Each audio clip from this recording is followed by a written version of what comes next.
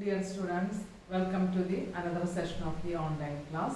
In today's class, we are discussing the topics about factors influencing investment decision and investment decision process or investment process. ഈ രണ്ട് ടോപ്പിക്സുകളാണ് ഇന്നത്തെ ക്ലാസ്സിൽ discuss ചെയ്യുന്നത്. What are the factors influences for selecting the investment decision? ഏതെല്ലാം ഫാക്ടേഴ്സുകൾ ഒരു investment ഡിസിഷനെ affect ചെയ്യുന്നു എന്നുള്ളതും അതുപോലെ തന്നെ ഇൻവെസ്റ്റ്മെന്റ് ചെയ്യുമ്പോൾ എന്തെല്ലാം സ്റ്റേജസുകളിലൂടെയാണ് ഒരു ഇൻവെസ്റ്റ്മെന്റ് ഡിസിഷൻ എന്ന് പറയുന്നത് കടന്നു പോകുന്നത്. ആ ഡിഫറെൻ്റ് ആയിട്ടുള്ള സ്റ്റേജസുമാണ് ഇന്നത്തെ ക്ലാസ്സിൽ ഡിസ്കസ് ചെയ്യാനായിട്ട് ഉദ്ദേശിക്കുന്നത്. അപ്പോൾ കഴിഞ്ഞ ക്ലാസ്സുകളിലായിട്ട് 2 ക്ലാസ്സുകൾ നമ്മൾ കഴിഞ്ഞു. അതിൽ പറഞ്ഞത് എന്താ ഇൻവെസ്റ്റ്മെന്റ് എന്നുള്ളതും ഇൻവെസ്റ്റ്മെന്റിന്റെ ഒബ്ജക്റ്റീവ് പറഞ്ഞു. നെക്സ്റ്റ് ക്ലാസ്സിൽ ടൈപ്സ് ഓഫ് ഇൻവെസ്റ്റ്മെന്റ്സ് ആണ് പറഞ്ഞിട്ടുള്ളത്. Different classes of investment. അപ്പോൾ അതിൽ ക്ലാസ്സസ് ഓഫ് ഇൻവെസ്റ്റ്മെന്റിൽ പറഞ്ഞത് റിയൽ ആയിട്ട് വരുന്ന ഇൻവെസ്റ്റ്മെന്റ്, ഫിനാൻഷ്യൽ ആയിട്ട് വരുന്ന ഇൻവെസ്റ്റ്മെന്റ്, നോൺ സെക്യൂരിറ്റൈസ്ഡ് ഫിനാൻഷ്യൽ ഇൻവെസ്റ്റ്മെന്റ്, അങ്ങനെയുള്ള ക്ലാസ്സസുകളെ കുറിച്ചും കഴിഞ്ഞ ക്ലാസ്സിൽ നമ്മൾ ഡീറ്റെയിൽ ആയിട്ട് പഠിച്ചതാണ്. കൂടാതെ ഓൾട്ടർനേറ്റീവ് ആയിട്ടുള്ള ഇൻവെസ്റ്റ്മെന്റ്സുകൾ ഏതൊക്കെയാണ് എന്നുള്ളതാണ് ഡിസ്കസ് ചെയ്തിട്ടുള്ളത്. ഇന്നത്തെ ക്ലാസ്സിൽ ആ ഇൻവെസ്റ്റ്മെന്റ്സുകളൊക്കെ സെലക്ട് ചെയ്യുമ്പോൾ എന്തെല്ലാം ഫാക്ടേഴ്സിനെ ഡിപ്പെൻഡ് ചെയ്തുകൊണ്ടാണ് ഡിസൈഡ് ചെയ്യേണ്ടത്.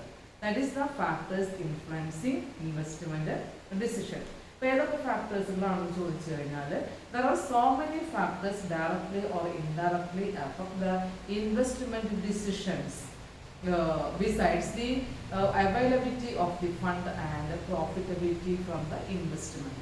നമുക്ക് ഒരുപാട് കാര്യങ്ങൾ ശ്രദ്ധിച്ചുകൊണ്ടായിരിക്കണം ഒരു ഇൻവെസ്റ്റ്മെന്റ് പ്രൊപ്പോസൽസിനെ ആക്സെപ്റ്റ് ചെയ്യേണ്ടത്. നമ്മുടെ കയ്യിൽ ഫണ്ട് ഉണ്ട് എന്നുണ്ടെങ്കിൽ ആ ഫണ്ടിനെ എങ്ങനെ ഇൻവെസ്റ്റ് ചെയ്യണം, ആ ഇൻവെസ്റ്റ്മെന്റ് ചെയ്യുന്നതിന്റെ പ്രത്യേകത എന്താണ്, അതിന്റെ മെയിൻ ഒബ്ജക്റ്റീവ് എന്താണെന്ന് നമുക്കറിയാം അല്ലേ. Maximisation of the returns and profit maximisation and wealth maximisation, capital gain or capital appreciation and increasing of the returns or income.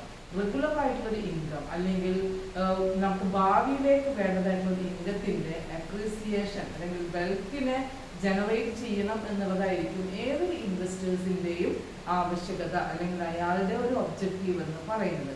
അപ്പൊ നമുക്ക് ഡയറക്റ്റ് ആയിട്ടും ഇൻഡയറക്റ്റ് ആയിട്ടും എത്ര ഫണ്ട് ഉണ്ടോ അല്ലെങ്കിൽ എത്ര പ്രോഫിറ്റബിലിറ്റി ഉണ്ടോ എന്നുള്ളത് മാത്രമല്ല നമ്മൾ അതിൽ നിന്ന് മനസ്സിലാക്കേണ്ടത്. ഒരുപാട് ഫാക്ടേഴ്സുകളുണ്ട്. അതിൽ ഇമ്പോർട്ടൻ്റ് ആയിട്ടുള്ള ഒരു ഫാക്ടറാണ് പറയുന്നത് നമ്പർ 1 റിട്ടേൺ. അപ്പോൾ ഫാക്ടേഴ്സ് ഇൻഫ്ലുവൻസിംഗിൽ പറയുന്ന ഒരു ഫാക്ടേഴ്സ് എന്ന് പറഞ്ഞു കഴിഞ്ഞാൽ നമ്പർ 1 റിട്ടേൺ. എന്താണ് റിട്ടേൺ എന്ന് പറഞ്ഞു കഴിഞ്ഞാൽ?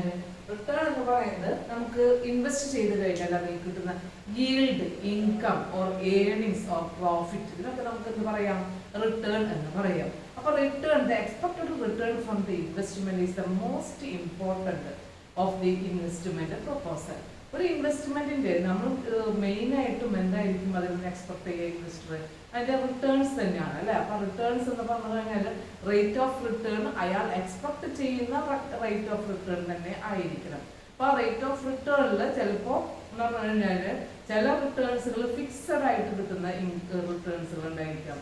ഫോർ എക്സാമ്പിൾ എന്ന് പറഞ്ഞു കഴിഞ്ഞാൽ ഇപ്പൊ ബോണ്ടിലൊക്കെ ഇൻവെസ്റ്റ് ചെയ്തതാണെന്നുണ്ടെങ്കിൽ ഫിക്സഡ് റേറ്റിലായിരിക്കും നമുക്ക് ഇൻട്രസ്റ്റ് കിട്ടിക്കൊണ്ടിരിക്കുക. അതൊരു ഫിക്സഡ് ആയിട്ടുള്ള ഒരു ഇൻകം ആണ്. ഇപ്പൊ ബാങ്ക് ഡിപ്പോസിറ്റുകളാണ് ചെയ്യുന്നതെങ്കിൽ ഫിക്സ്ഡ് ആയിട്ടുള്ള ഇൻട്രസ്റ്റ് റേറ്റ് ആയിരിക്കും അയാൾക്ക് അവൈലബിൾ ആകുക. അപ്പൊ അതൊരു ഇൻകം ഫിക്സ്ഡ് ആണ്. അതേസമയം എന്ന് പറഞ്ഞു കഴിഞ്ഞാൽ പല ഇൻവെസ്റ്റ്മെന്റ്സുകളും അങ്ങനെ ഫിക്സ്ഡ് അല്ല. ഫിക്സ്ഡ് അല്ല എന്ന് പറഞ്ഞു കഴിഞ്ഞാൽ അതിന് ഇത്ര ഇൻകം കിട്ടുമെന്നുള്ളത് നമുക്ക് കറക്റ്റ് ആയിട്ട് സ്റ്റേബിൾ ആയിട്ടുള്ള ഇൻകം ആവില്ല. ഫോർ എക്സാമ്പിൾ എന്ന് പറഞ്ഞു കഴിഞ്ഞാൽ ഇപ്പൊ ഡിവിഡൻഡ് ഇൻവെസ്റ്റ്മെന്റ് ഇക്വിറ്റീസ് സെക്യൂരിറ്റീസുകളിലാണ് ഇൻവെസ്റ്റ്മെന്റ് ചെയ്തെങ്കിൽ ആ ഷെയറിന്റെ മുകളിൽ കിട്ടുന്ന ഇൻകം എല്ലാ ഇയർ ആയിക്കഴിഞ്ഞാലും അല്ലെങ്കിൽ ഇയർലി അതെന്താവണമെന്നില്ല, സ്റ്റേബിൾ ആവണമെന്നില്ല. അപ്പൊ അങ്ങനെ വരുമ്പോൾ ഫിക്സ്ഡ് അല്ലാത്ത ഇൻകംസുകളും വരും. അപ്പോൾ ഫിക്സ്ഡ് ആയിട്ടുള്ള ഒരു ഇൻകം ആണോ അല്ലെങ്കിൽ സ്റ്റേബിൾ അല്ലാത്തൊരു ഇൻകം ആണോ എന്നുള്ളത്, അതായത് ഇൻവെസ്റ്റേഴ്സിന്റെ എക്സ്പെക്ടേഷൻ എങ്ങനെയാണോ അതിനനുസരിച്ച് കൊണ്ടായിരിക്കണം ഒരു ഇൻവെസ്റ്റ്മെന്റിനെ ഡിസൈഡ് ചെയ്യേണ്ടത്. ദാറ്റ് ഈസ് ദ റിട്ടേൺ എന്ന് പറയുന്ന ഒരു point. Next form of return ആണ്. നമ്പർ 2 എന്ന് പറയുന്നത് form of return. Form of return എന്ന് പറയുമ്പോൾ ഈ ഇൻവെസ്റ്റർ എക്സ്പെക്ട് ചെയ്യുന്ന റിട്ടേൺ കറന്റ് ഇൻകം ആണോ അല്ലെങ്കിൽ ഒരു മെച്യൂരിറ്റി പീരീഡിൽ കിട്ടുന്ന ഇൻകം ആണോ എന്നുള്ളത്. പീരിയോഡിക്കലി കിട്ടുന്ന ക്യാഷ് റെസീപ്റ്റ് എന്ന് പറയുന്നത് ചില ഇൻവെസ്റ്റേഴ്സിന് അതായിരിക്കും എക്സ്പെക്ട് ചെയ്യുക. അതായത് ഇയർലി ആയിട്ട് അല്ലെങ്കിൽ മന്ത്ലി ആയിട്ട് അയാൾക്ക് എന്ത് കിട്ടണം, ഒരു റിട്ടേൺസ് കിട്ടിക്കൊണ്ടിരിക്കണം. അതേസമയം മറ്റൊരു ഇൻവെസ്റ്റർ എക്സ്പെക്ട് ചെയ്യുന്നുണ്ടാവുക പീരിയോഡിക്കൽ റിട്ടേൺസിനേക്കാളും അയാൾക്ക് മെച്യൂരിറ്റി പീരീഡ് വരുമ്പോൾ ക്യാപിറ്റൽ ഗെയിൻ കിട്ടണം, അല്ലെങ്കിൽ ക്യാപിറ്റൽ അപ്രീസിയേഷൻ ഉണ്ടായിരിക്കണം.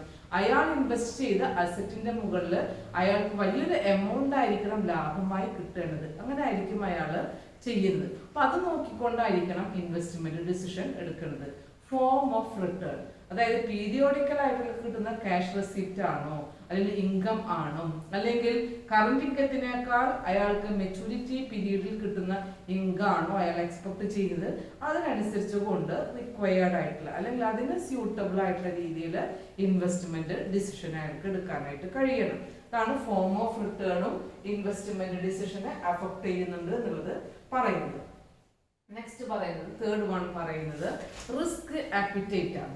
Risk appetite. നമ്പർ 3,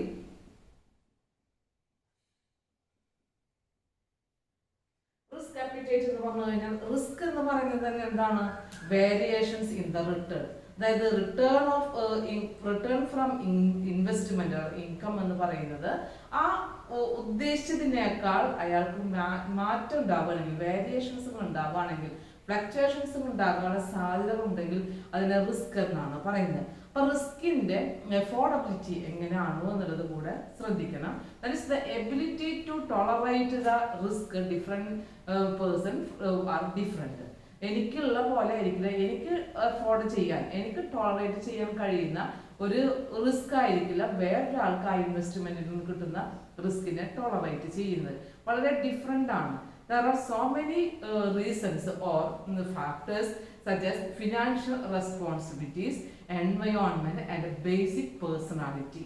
അതായത് ഇപ്പോൾ റിസ്ക് ടോളറേറ്റ് ചെയ്യാനുള്ള കാര്യങ്ങൾ എന്ന് പറഞ്ഞു കഴിഞ്ഞാൽ അതിന് ഡിപ്പെൻഡ് ചെയ്തത് ഫിനാൻഷ്യൽ ആയിട്ടുള്ള റെസ്പോൺസിബിലിറ്റി ഒരു കാരണമാണ്. ബേസിക് പേഴ്സണാലിറ്റി, വ്യക്തി എന്ന് പറഞ്ഞു കഴിഞ്ഞാൽ എന്ത് നഷ്ടം വന്നു കഴിഞ്ഞാലും അതിന് സഹിക്കാനുള്ള കഴിവ് അയാൾക്ക് ഉണ്ടായിരിക്കും. ചില ആളുകൾക്ക് ചെറിയൊരു ലോസ് ഉണ്ടായി കഴിഞ്ഞാലും വളരെയധികം ഡിപ്രഷൻ ആകുന്ന ആളുകൾ ഉണ്ടായിരിക്കും. അപ്പൊ ബേസിക് പേഴ്സണാലിറ്റി മറ്റൊരു ഇതിനെ ഈ റിസ്കിനെ ടോളറേറ്റ് ചെയ്യുന്ന ഡിപ്പെൻഡ് ചെയ്യുന്ന ഒരു കാരണമാണ്.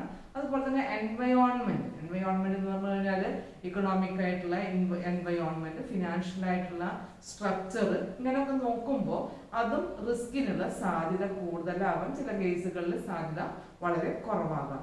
ഇനി അത് മാത്രമല്ല, റിസ്കിനെ ഡിപ്പെൻഡ് ചെയ്യുന്ന മറ്റൊരു ഫാക്ടർ എന്ന് പറഞ്ഞു കഴിഞ്ഞാൽ ഒബ്ജക്റ്റീവ് ഓഫ് ദ ഇൻവെസ്റ്റ്മെന്റ് ആണ്. നമ്മൾ എന്ത് ലക്ഷ്യത്തിനാണോ ഇൻവെസ്റ്റ്മെന്റ് ചെയ്യുന്നത് അതിനനുസരിച്ചുള്ള ഒരു സ്ട്രാറ്റജി പ്ലാൻ ചെയ്തുകൊണ്ടായിരിക്കണം ഇൻവെസ്റ്റ്മെന്റിലേക്ക് കടന്നു വരുന്നത്. ചില ആളുകളുടെ ഫിനാൻഷ്യൽ ഗോൾ എന്ന് പറഞ്ഞു കഴിഞ്ഞാൽ ക്യാപിറ്റൽ അപ്രീസിയേഷൻ ആയിരിക്കാം, ക്യാപിറ്റൽ ഗെയിൻ ആയിരിക്കാം. ചില ആളുകൾ ഇൻവെസ്റ്റ്മെന്റ് ചെയ്യുന്നത് ക്യാപിറ്റൽ ഗെയിനേക്കാളും അവർക്ക് പീരിയോഡിക്കൽ ആയിട്ടുള്ള വെൽത്ത് ജനറേറ്റ് ചെയ്യുന്ന ഇൻകം ആയിരിക്കാം. അപ്പൊ അയാളുടെ ഫിനാൻഷ്യൽ ആയിട്ടുള്ള ഒബ്ജക്റ്റീവ് അത് മറ്റൊരു ഒബ്ജക്റ്റീവ് എന്ന് പറഞ്ഞു കഴിഞ്ഞാൽ ഷോർട്ട് ടേമിൽ തന്നെ അവർക്ക് ചില ഇൻവെസ്റ്റേഴ്സിന് എന്ത് കിട്ടണം, ലാഭം എക്സ്പെക്ട് ചെയ്യുന്ന ആളുകളുണ്ടായിരിക്കാം. ചില ആളുകൾക്ക് ലോങ് ടേമിലായിരിക്കും. ചില ആളുകൾക്ക് ബാലൻസ്ഡ് ആയിട്ടുള്ള ഒരു പോർട്ട്ഫോളിയോ ആയിരിക്കാം. അപ്പൊ ആ ഒബ്ജക്റ്റീവ് ഫിനാൻഷ്യൽ ആയിട്ടുള്ള ഇൻവെസ്റ്റ്മെന്റിന്റെ ഒബ്ജക്റ്റീവ് എന്താണോ അതിനനുസരിച്ച് കൊണ്ടും ഈ റിസ്കിൽ ചേഞ്ചസുകൾ ഉണ്ടാവാം. എങ്ങനെ ആയിക്കഴിഞ്ഞാലും നമുക്കറിയാം റിസ്ക്കും റിട്ടേണും തമ്മിൽ എന്തുണ്ട്, വലിയൊരു വേരിയേഷൻ ഉണ്ട്. ഒരു ഇൻവെസ്റ്റർ റിസ്കിനെ ടോളറേറ്റ് ചെയ്യാൻ, ഹയർലി റിസ്ക് ആയിട്ട് അയാൾക്ക് ടോളറേറ്റ് ചെയ്യാൻ അയാൾ ഏബിൾ ആണ് എന്നുണ്ടെങ്കിൽ അയാൾക്ക് ഹയർ ആയിട്ടുള്ള റിട്ടേൺസ് തന്നെ ആയിരിക്കും കിട്ടുന്നത്. റിട്ടേൺസ് എന്ന് പറയുമ്പോൾ എപ്പോഴും എങ്ങനെയായിരിക്കും, റിട്ടേൺസ് മാക്സിമൈസ് ചെയ്യണം എന്നുണ്ടെങ്കിൽ റിസ്ക് എടുക്കാനുള്ള സാധ്യത അത് കൂടുതലായിരിക്കണം. റിസ്കിനെ ടോളറേറ്റ് ചെയ്യാനായിട്ട് കഴിയണം. അതേസമയം അത് തിരിച്ചും അങ്ങനെ തന്നെയാണ്. റിട്ടേൺസ് ലോ ആകുകയാണെന്നുണ്ടെങ്കിൽ എന്തായിരിക്കും, ആ റിസ്കും ലോ ആയിരിക്കും. അത് ഇൻവെസ്റ്റ്മെന്റ് റിസ്ക് റിട്ടേൺ പ്രിൻസിപ്പിൾ തന്നെയാണ്. അതുകൊണ്ട് തന്നെ എന്ത് ചെയ്യണം, ഇങ്ങനെ ഈ റിസ്കിനെ റിട്ടേൺസിനെയും കാൽക്കുലേറ്റ് ചെയ്യുമ്പോൾ നല്ലൊരു പ്ലാനിങ് ഉണ്ടായിരിക്കണം. അയാൾക്ക് പീരിയോഡിക്കൽ ആയിട്ടുള്ള ഇൻവെസ്റ്റ്മെന്റിന്റെ ഒരു ഇവാലുവേഷൻ നടത്തിക്കൊണ്ട് തന്നെ ആയിരിക്കണം ഇൻവെസ്റ്റ്മെന്റിലേക്ക് കടന്നു വരുന്നത്. അപ്പൊ പീരിയോഡിക്കൽ ആയിട്ടുള്ള പ്ലാനിങ്, അതുപോലെ തന്നെ കെയർഫുൾ ആയിട്ടുള്ള ഒരു പ്ലാനിങ്, പീരിയോഡിക്കൽ ആയിട്ടുള്ള review of the market situation, ഇതൊക്കെ ഉള്ള വ്യക്തികൾക്ക് ഒരു പരിധി വരെ എന്ത് ചെയ്യാനായിട്ട് പറ്റും, ഈ റിസ്കിനെ മിനിമൈസ് ചെയ്യാനായിട്ട് പറ്റും. ഫുള്ളി റിസ്കിനെ മിനിമൈസ് ചെയ്തുകൊണ്ട് ഒരു തരത്തിലും റിസ്ക് ഇല്ലാതെ ഒരു ഇൻവെസ്റ്റ്മെന്റും ചെയ്യാനായിട്ട് കഴിയില്ല. ഒരു പരിധി വരെ ഇങ്ങനെയുള്ള പ്ലാനിങ് അതുപോലെ തന്നെ പീരിയോഡിക്കലായിട്ടുള്ള ഇവാലുവേഷൻ ഒക്കെ നടത്തി കഴിഞ്ഞാൽ ഒരു പരിധി വരെ ഇൻവെസ്റ്റ്മെന്റ് ചെയ്യാനായിട്ട് ഡിസിഷൻസുകൾ റിസ്ക് ഇല്ലാതെ ചെയ്യാനായിട്ട് പറ്റും.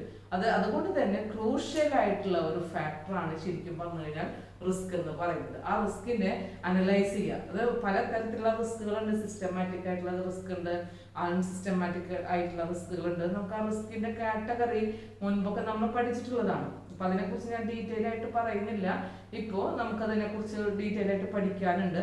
അപ്പോൾ റിസ്ക് എന്ന് പറയുന്നത് തന്നെ variability of the returns from the investment ആണ്. ഹയർ റിട്ടേൺസ് അയാൾക്ക് കിട്ടണമെന്നുണ്ടെങ്കിൽ ഹയർ റിസ്കിനെ എഫോർഡ് ചെയ്യേണ്ടതായിട്ട് വരും.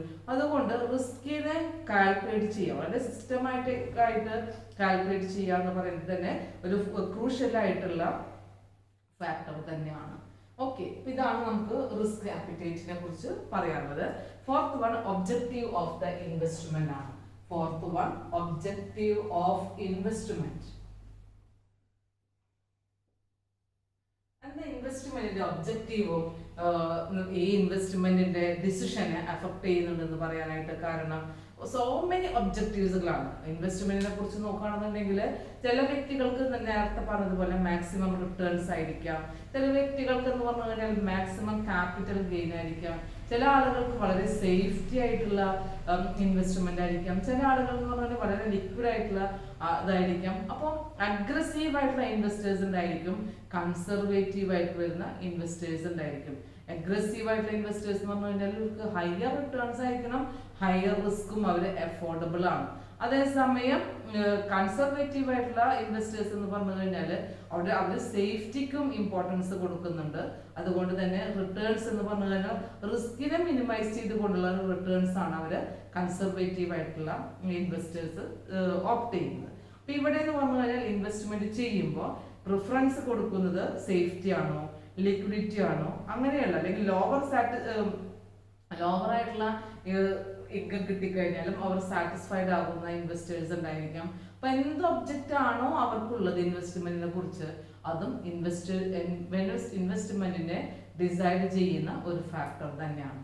ഓക്കെ, നെക്സ്റ്റ് പറയുന്നത് ഫിഫ്ത്ത് വൺ പറയുന്നത് capital appreciation. Fifth point capital appreciation ആണ്. ക്യാപിറ്റൽ അപ്രീസിയേഷൻ എന്ന് പറയുമ്പോൾ നമുക്കറിയാം ക്യാപിറ്റൽ ഗെയിൻ ആണ് അല്ലെ. ഇൻവെസ്റ്റ്മെന്റ് ചെയ്തിട്ടുള്ള ആ അസറ്റിന്റെ വെൽത്ത് എന്ത് ചെയ്തുകൊണ്ടിരിക്കും, ഇൻക്രീസ് ചെയ്തുകൊണ്ടിരിക്കും.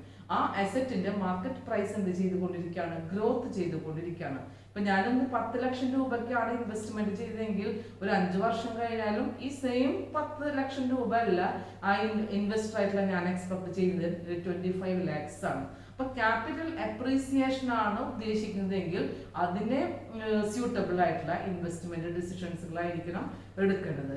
അപ്പോൾ സാധാരണയായിട്ട് നമുക്ക് കിട്ടുന്ന ഇൻകം അല്ലെങ്കിൽ ഈൽഡ് എന്ന് പറഞ്ഞു കഴിഞ്ഞാൽ അത് ഷോർട്ട് ടൈമിലാണോ കിട്ടുന്നത്, ലോങ് ടൈമിലാണോ എന്നുള്ളതാണ്. ചില കേസുകളിൽ ലോങ് ടൈമിലും ഷോർട്ട് ടൈമിലായി കഴിഞ്ഞാലും ഹൈ ഈൽഡ് കിട്ടുന്ന ഇൻവെസ്റ്റ്മെന്റ്സുകൾ ഉണ്ടായിരിക്കും. അതേസമയം ലോങ് ടൈമിൽ മാത്രം എക്സ്പെക്ട് ചെയ്യുന്ന ക്യാപിറ്റൽ അപ്രീസിയേഷൻ, ക്യാപിറ്റൽ ഗെയിൻ കിട്ടാവുന്ന ഇൻവെസ്റ്റ്മെന്റുകൾ ഉണ്ടാവും. അപ്പൊ ഞാൻ നേരത്തെ പറഞ്ഞതുപോലെ തന്നെ അഗ്രസീവ് ആയിട്ടുള്ള ഇൻവെസ്റ്റ്മെന്റ്, അഗ്രസീവ് ആയിട്ടുള്ള സെക്യൂരിറ്റീസുകൾ അല്ലെങ്കിൽ അത്തരത്തിലുള്ള ഇൻവെസ്റ്റ്മെന്റ് പ്രൊപ്പോസൽസുകൾ, കൺസർവേറ്റീവ് ആയിട്ടുള്ള ഇൻവെസ്റ്റ്മെന്റ്സുകൾ, ഇതിലെ സ്കീമുകൾ ഇപ്പൊ ഷോർട്ട് ടൈം പീരീഡിൽ തന്നെ നമുക്ക് ഹൈ ഇൻകം കിട്ടണമെന്നുണ്ടെങ്കിൽ എന്ന് തന്നെ നമ്മൾ നോക്കേണ്ടതായിട്ട് വരും. അഗ്രസീവ് ആയിട്ടുള്ള സ്കീംസുകളിൽ ഓപ്റ്റ് ചെയ്യേണ്ടതായിട്ട് വരും. ഇനി ഷോർട്ട് ടൈമിൽ തന്നെ വളരെയധികം പ്രോഫിറ്റ് ഉണ്ടാകാനായിട്ട് സ്പെക്കുലേഷൻസുകളൊക്കെ ചെയ്യുന്ന ആളുകളുണ്ട്. അതായത് പ്രൈസ് ഇപ്പൊ കുറവാണ്, ഭാവിയിൽ തന്നെ വളരെ ചുരുങ്ങിയ ടൈം സ്പാനിൽ തന്നെ എന്ത് ചെയ്യാം, ഇൻക്രീസ് ചെയ്യാം, മാർക്കറ്റ് പ്രൈസ് ഇൻക്രീസ് ചെയ്യാം. ഇതിന്റെ പ്രൈസ് മൂവ്മെന്റ്സിന്റെ ട്രെൻഡ് നോക്കിക്കഴിഞ്ഞാൽ അതിനുള്ളൊരു സാധ്യത ഉണ്ടെന്നൊക്കെ മനസ്സിലായിക്കൊണ്ട് സ്പെക്കുലേഷനിൽ ആ ട്രെൻഡിനെ സ്റ്റഡി ചെയ്തുകൊണ്ട് ഇൻവെസ്റ്റ്മെന്റ് ചെയ്യുന്ന ആളുകൾ ഉണ്ടായിരിക്കും. അപ്പൊ ആ ക്യാപിറ്റൽ അപ്രീസിയേഷൻ എന്താ ഉദ്ദേശിച്ചുകൊണ്ടാണെന്നുണ്ടെങ്കിൽ അങ്ങനെയുള്ള അഗ്രസീവ് ആയിട്ടുള്ളതും കൺസർവേറ്റീവ് ആയിട്ടുള്ള സ്കീംസുകളെ അയാൾക്ക് എന്ത് ചെയ്യാം, ഇൻവെസ്റ്റ്മെന്റ് ആയിട്ട് എടുക്കാം. ഇപ്പൊ സെക്യൂരിറ്റീസുകളിലൊക്കെ ഇൻവെസ്റ്റ്മെന്റ് ചെയ്യുന്ന ആളുകളാണെന്നുണ്ടെങ്കിൽ അവർക്ക് ലോങ് പീരീഡിലായിരിക്കും അതിന്റെ ലോങ് പീരീഡിലും ചില കേസുകളിൽ ഷോർട്ട് പീരീഡുകളിലും അതിൻ്റെ അപ്രീസിയേഷൻ ക്യാപിറ്റൽ ഗെയിൻ ഇൻക്രീസ് ചെയ്യാം സെക്യൂരിറ്റീസുകളിലൊക്കെ ചെയ്യുകയാണെങ്കിൽ. അപ്പോൾ അവർക്കൊക്കെ എന്ന് പറഞ്ഞു കഴിഞ്ഞാൽ ഒരു അഗ്രസീവ് ആയിട്ടുള്ള ഒരു ഗ്രോത്തിനാണ് അവർക്ക് എക്സ്പെക്ട് ചെയ്യാനായിട്ട് കഴിയുന്നത്. ഇതാണ് നമുക്ക് ക്യാപിറ്റൽ അപ്രീസിയേഷനെ കുറിച്ച് പറയാനുള്ളത്. നെക്സ്റ്റ് 6th വൺ പറയുന്നത് സേഫ്റ്റി ഓഫ് ഫണ്ട് ആണ്. Safety of fund, when the investor invest in any kind of investment classes, he expects the safety without any loss fluctuation. നഷ്ടമില്ലാതെ അയാൾക്ക് ചില കേസുകളിൽ ഇൻകം കിട്ടണം, അതേസമയം തന്നെ എന്ത് വേണമെന്ന് വിചാരിക്കുന്നുണ്ടാവും, പ്രിൻസിപ്പൽ എമൗണ്ടും കിട്ടണമെന്ന് പ്രതീക്ഷിക്കുന്നവരുണ്ടായിരിക്കും. അപ്പോൾ ആ സേഫ്റ്റി എന്ന് പറയുന്ന ഒരു പ്രിൻസിപ്പിൾ ഇൻവെസ്റ്റ്മെന്റ് ഇമ്പോർട്ടൻ്റ് ആയിട്ടുള്ളൊരു പ്രിൻസിപ്പിളാണ്. അപ്പോൾ ആ സേഫ് ആയിട്ടുള്ള സെക്യൂർഡ് ആയിട്ടുള്ള ഒരു ഇൻവെസ്റ്റ്മെന്റ് പ്രൊപ്പോസൽ സെലക്ട് ചെയ്യുക എന്നുള്ളതും ഈ ഇൻവെസ്റ്റ്മെന്റ് ഡിസിഷനെ അഫക്ട് ചെയ്യുന്ന ഒരു ഫാക്ടറാണ്. ഓക്കെ, നെക്സ്റ്റ് എന്ന് പറഞ്ഞാൽ ലിക്വിഡിറ്റി ആണ്. ലിക്വിഡിറ്റി എന്ന് പറയുമ്പോൾ നമുക്കറിയാം അതിലൊരു മാർക്കറ്റബിലിറ്റിയും കൂടെ നോക്കിക്കൊണ്ടാണ് ഇൻവെസ്റ്റ്മെന്റിനെ എന്ത് ചെയ്യുന്നത്, ആക്സെപ്റ്റ് ചെയ്യുന്നത്. അപ്പോൾ ഇൻവെസ്റ്റ് ചെയ്യുന്ന ക്ലാസ് ഓഫ് അസറ്റ് എന്ന് പറഞ്ഞു കഴിഞ്ഞാൽ ഈസിലി ക്യാഷ് ആക്കി കൺവേർട്ട് ചെയ്യാനായിട്ട് പറ്റും. ഈസിലി ട്രാൻസ്ഫറബിൾ ആണോ, ഈസിലി ഡിസ്പോസിബിൾ ആണോ എന്നുള്ളത് അയാൾക്ക് മനസ്സിലാകുന്നുണ്ടെങ്കിൽ അത് നോക്കിയിട്ടായിരിക്കണം ഇൻവെസ്റ്റ്മെന്റ് പ്രൊപ്പോസൽസ് ആക്സെപ്റ്റ് ചെയ്യേണ്ടത്. അല്ലെങ്കിൽ ഒരു ഇൻവെസ്റ്റ്മെന്റ് ഡിസൈഡ് ചെയ്യുമ്പോൾ ലിക്വിഡിറ്റി ഉള്ളതാണോ മാർക്കറ്റബിലിറ്റി ഉള്ളതാണോ എന്നുള്ളത് നോക്കണം. ചില ഇൻവെസ്റ്റ്മെന്റ്സുകൾ എന്ന് പറഞ്ഞാൽ ഹൈ ലിക്വിഡ് ആയിരിക്കും, ചില ഇൻവെസ്റ്റ്മെന്റുകൾ എന്ന് പറഞ്ഞു കഴിഞ്ഞാൽ അത്രമാത്രം ലിക്വിഡിറ്റി ഉണ്ടാകണം എന്നില്ല. അപ്പം അങ്ങനെയുള്ള കേസുകളിൽ ഏറ്റവും കൂടുതൽ, അതായത് നമുക്ക് വിൽപ്പന നടത്താനായിട്ട് ഈസിലി സാധിക്കുമെന്നുണ്ടെങ്കിൽ അതിനെയാണ് ലിക്വിഡിറ്റി എന്ന് പറയാനായിട്ട് കഴിയുള്ളൂ. ഇൻവെസ്റ്റ്മെന്റ് ഡിസൈഡ് ചെയ്യുമ്പോൾ ഈ ലിക്വിഡിറ്റിയുടെ ചാൻസ് എത്രമാത്രം ഉണ്ട് എന്നുള്ളത് അയാൾ അവെയർ ആയിരിക്കണം. അതൊരു ഫാക്ടറാണ്, ഇൻവെസ്റ്റ്മെന്റ് ഇൻഫ്ലുവൻസ് ചെയ്യുന്നൊരു ഫാക്ടറാണ്. നെക്സ്റ്റ് വൺ എന്ന് പറഞ്ഞാൽ ടാക്സ് കൺസിഡറേഷൻ ആണ്. 8th പോയിന്റ് പറയുന്നത് ടാക്സ് കൺസിഡറേഷൻ. ടാക്സ് കൺസിഡറേഷൻ എന്ന് പറയുമ്പോൾ ഇൻവെസ്റ്റേഴ്സിന്റെ ടാക്സ് സ്റ്റാറ്റസ് എങ്ങനെയാണെന്നുള്ളതാണ്. ഇൻവെസ്റ്റ്മെന്റ് ചെയ്ത് കഴിഞ്ഞാൽ ചില കേസുകളിൽ റിട്ടേൺസുകൾ കിട്ടുന്ന ഒരു ഇൻവെസ്റ്റ്മെന്റ് ആണെന്നുണ്ടെങ്കിൽ അയാൾ കിട്ടുന്ന റിട്ടേൺസ് ആ പ്രോഫിറ്റിനനുസരിച്ച് കൊണ്ട് ഇൻകം ടാക്സ് നൽകേണ്ടതായിട്ട് വരും.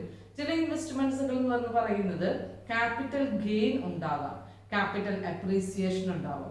അങ്ങനെയുള്ള കേസുകളിൽ ക്യാപിറ്റൽ ഗെയിൻ ടാക്സ്, വെൽത്ത് ടാക്സുകളൊക്കെ കൊടുക്കേണ്ടതായിട്ട് വരും. അപ്പോൾ ചില ഇൻവെസ്റ്റ്മെന്റുകൾ എന്ന് പറഞ്ഞാൽ ടാക്സ് എക്സംപ്റ്റഡ് ആയിട്ടുള്ളതാണ്. അപ്പോൾ ടാക്സിന്റെ ആ ഒരു സ്റ്റാറ്റസ് കൺസിഡർ ചെയ്തുകൊണ്ട് തന്നെ ആയിരിക്കും എന്ത് ചെയ്യുന്നത്, ഒരു ഇൻവെസ്റ്റ്മെന്റ് ഡിസൈഡ് ചെയ്യുന്നത്. അപ്പോൾ ടാക്സ് കൺസിഡറേഷൻ എന്ന് പറയുന്നതും ഒരു ഇൻവെസ്റ്റ്മെന്റ് ചെയ്യുമ്പോൾ ശ്രദ്ധിക്കേണ്ടതാണ്. സെക്യൂരിറ്റീസുകളിലൊക്കെ ഇൻവെസ്റ്റ് ചെയ്യുകയാണെന്നുണ്ടെങ്കിൽ അങ്ങനെ ഒരു സാധ്യതകളുണ്ട് അല്ലേ. അതായത് ഇപ്പോൾ ഇൻകം ടാക്സ് ഡിവിഡൻഡ് കിട്ടുമ്പോൾ ഡിവിഡൻഡിൽ നിന്ന് കിട്ടുന്ന പ്രോഫിറ്റിന്, അതുപോലെ തന്നെ ക്യാപിറ്റൽ ഗെയിൻ, ഷെയറിന്റെ പ്രൈസ് ഇൻക്രീസ് ചെയ്ത് കഴിഞ്ഞാൽ ക്യാപിറ്റൽ ഗെയിൻ, അങ്ങനെയുള്ള കേസുകളിൽ ആ ഒരു ടാക്സ് കൊടുക്കേണ്ടതായിട്ട് വരും. അപ്പോൾ ഈ 3 കേസുകൾ, income tax, capital gain tax, wealth tax, ഇതൊക്കെ കൺസിഡർ ചെയ്യുന്നത് കൊണ്ട്, അതുപോലെ തന്നെ ടാക്സ് എക്സംപ്റ്റഡ് ആയിട്ടുള്ള ഇൻവെസ്റ്റ്മെന്റ്സ് ഏതൊക്കെയാണ്, ഇതും കൂടെ ഒരേ സമയം ഇവാലുവേറ്റ് ചെയ്തുകൊണ്ടാണ് ഇൻവെസ്റ്റ്മെന്റ് ഡിസൈഡ് ചെയ്യേണ്ടത്. അടുത്തത് പറയുന്നത് ഇൻവെസ്റ്റ്മെന്റ് പീരീഡ് ആണ്. 9th പോയിന്റ് പറഞ്ഞു കഴിഞ്ഞാൽ ഇൻവെസ്റ്റ്മെന്റ് പീരീഡ്. ഇൻവെസ്റ്റ്മെന്റിന്റെ പീരീഡ് എങ്ങനെയാണോ എന്നുള്ളത്, അതായത് maturity period of the investment also influence the investment decision.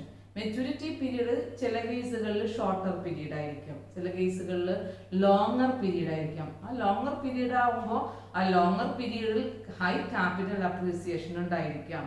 Shorter പീരീഡിലാണെങ്കിൽ capital appreciation കുറവായിരിക്കാം, ഹൈ ഈൽഡ് ആയിരിക്കാം ഉണ്ടാവുന്നത്. ഇപ്പൊ ഇൻവെസ്റ്റ്മെന്റിന്റെ ഡിസൈഡ് ചെയ്യുമ്പോൾ അതിന്റെ മെച്യൂരിറ്റി പീരീഡ് അല്ലെങ്കിൽ ഇൻവെസ്റ്റ്മെന്റ് പീരീഡ് എങ്ങനെയാണോ, ഗ്രേറ്റർ മെച്യൂരിറ്റി പീരീഡ് ആണോ, ഗ്രേറ്റർ റിട്ടേൺസ് ആണോ, ഇതും ഇൻഫ്ലുവൻസ് ചെയ്യുന്ന ഇൻവെസ്റ്റ്മെന്റ് പ്രൊപ്പോസൽസിനെ ആക്സെപ്റ്റ് ചെയ്യണോ എന്നുള്ളതിനെ ഡിസൈഡ് ചെയ്യുന്ന ഒരു ഫാക്ടറാണ്.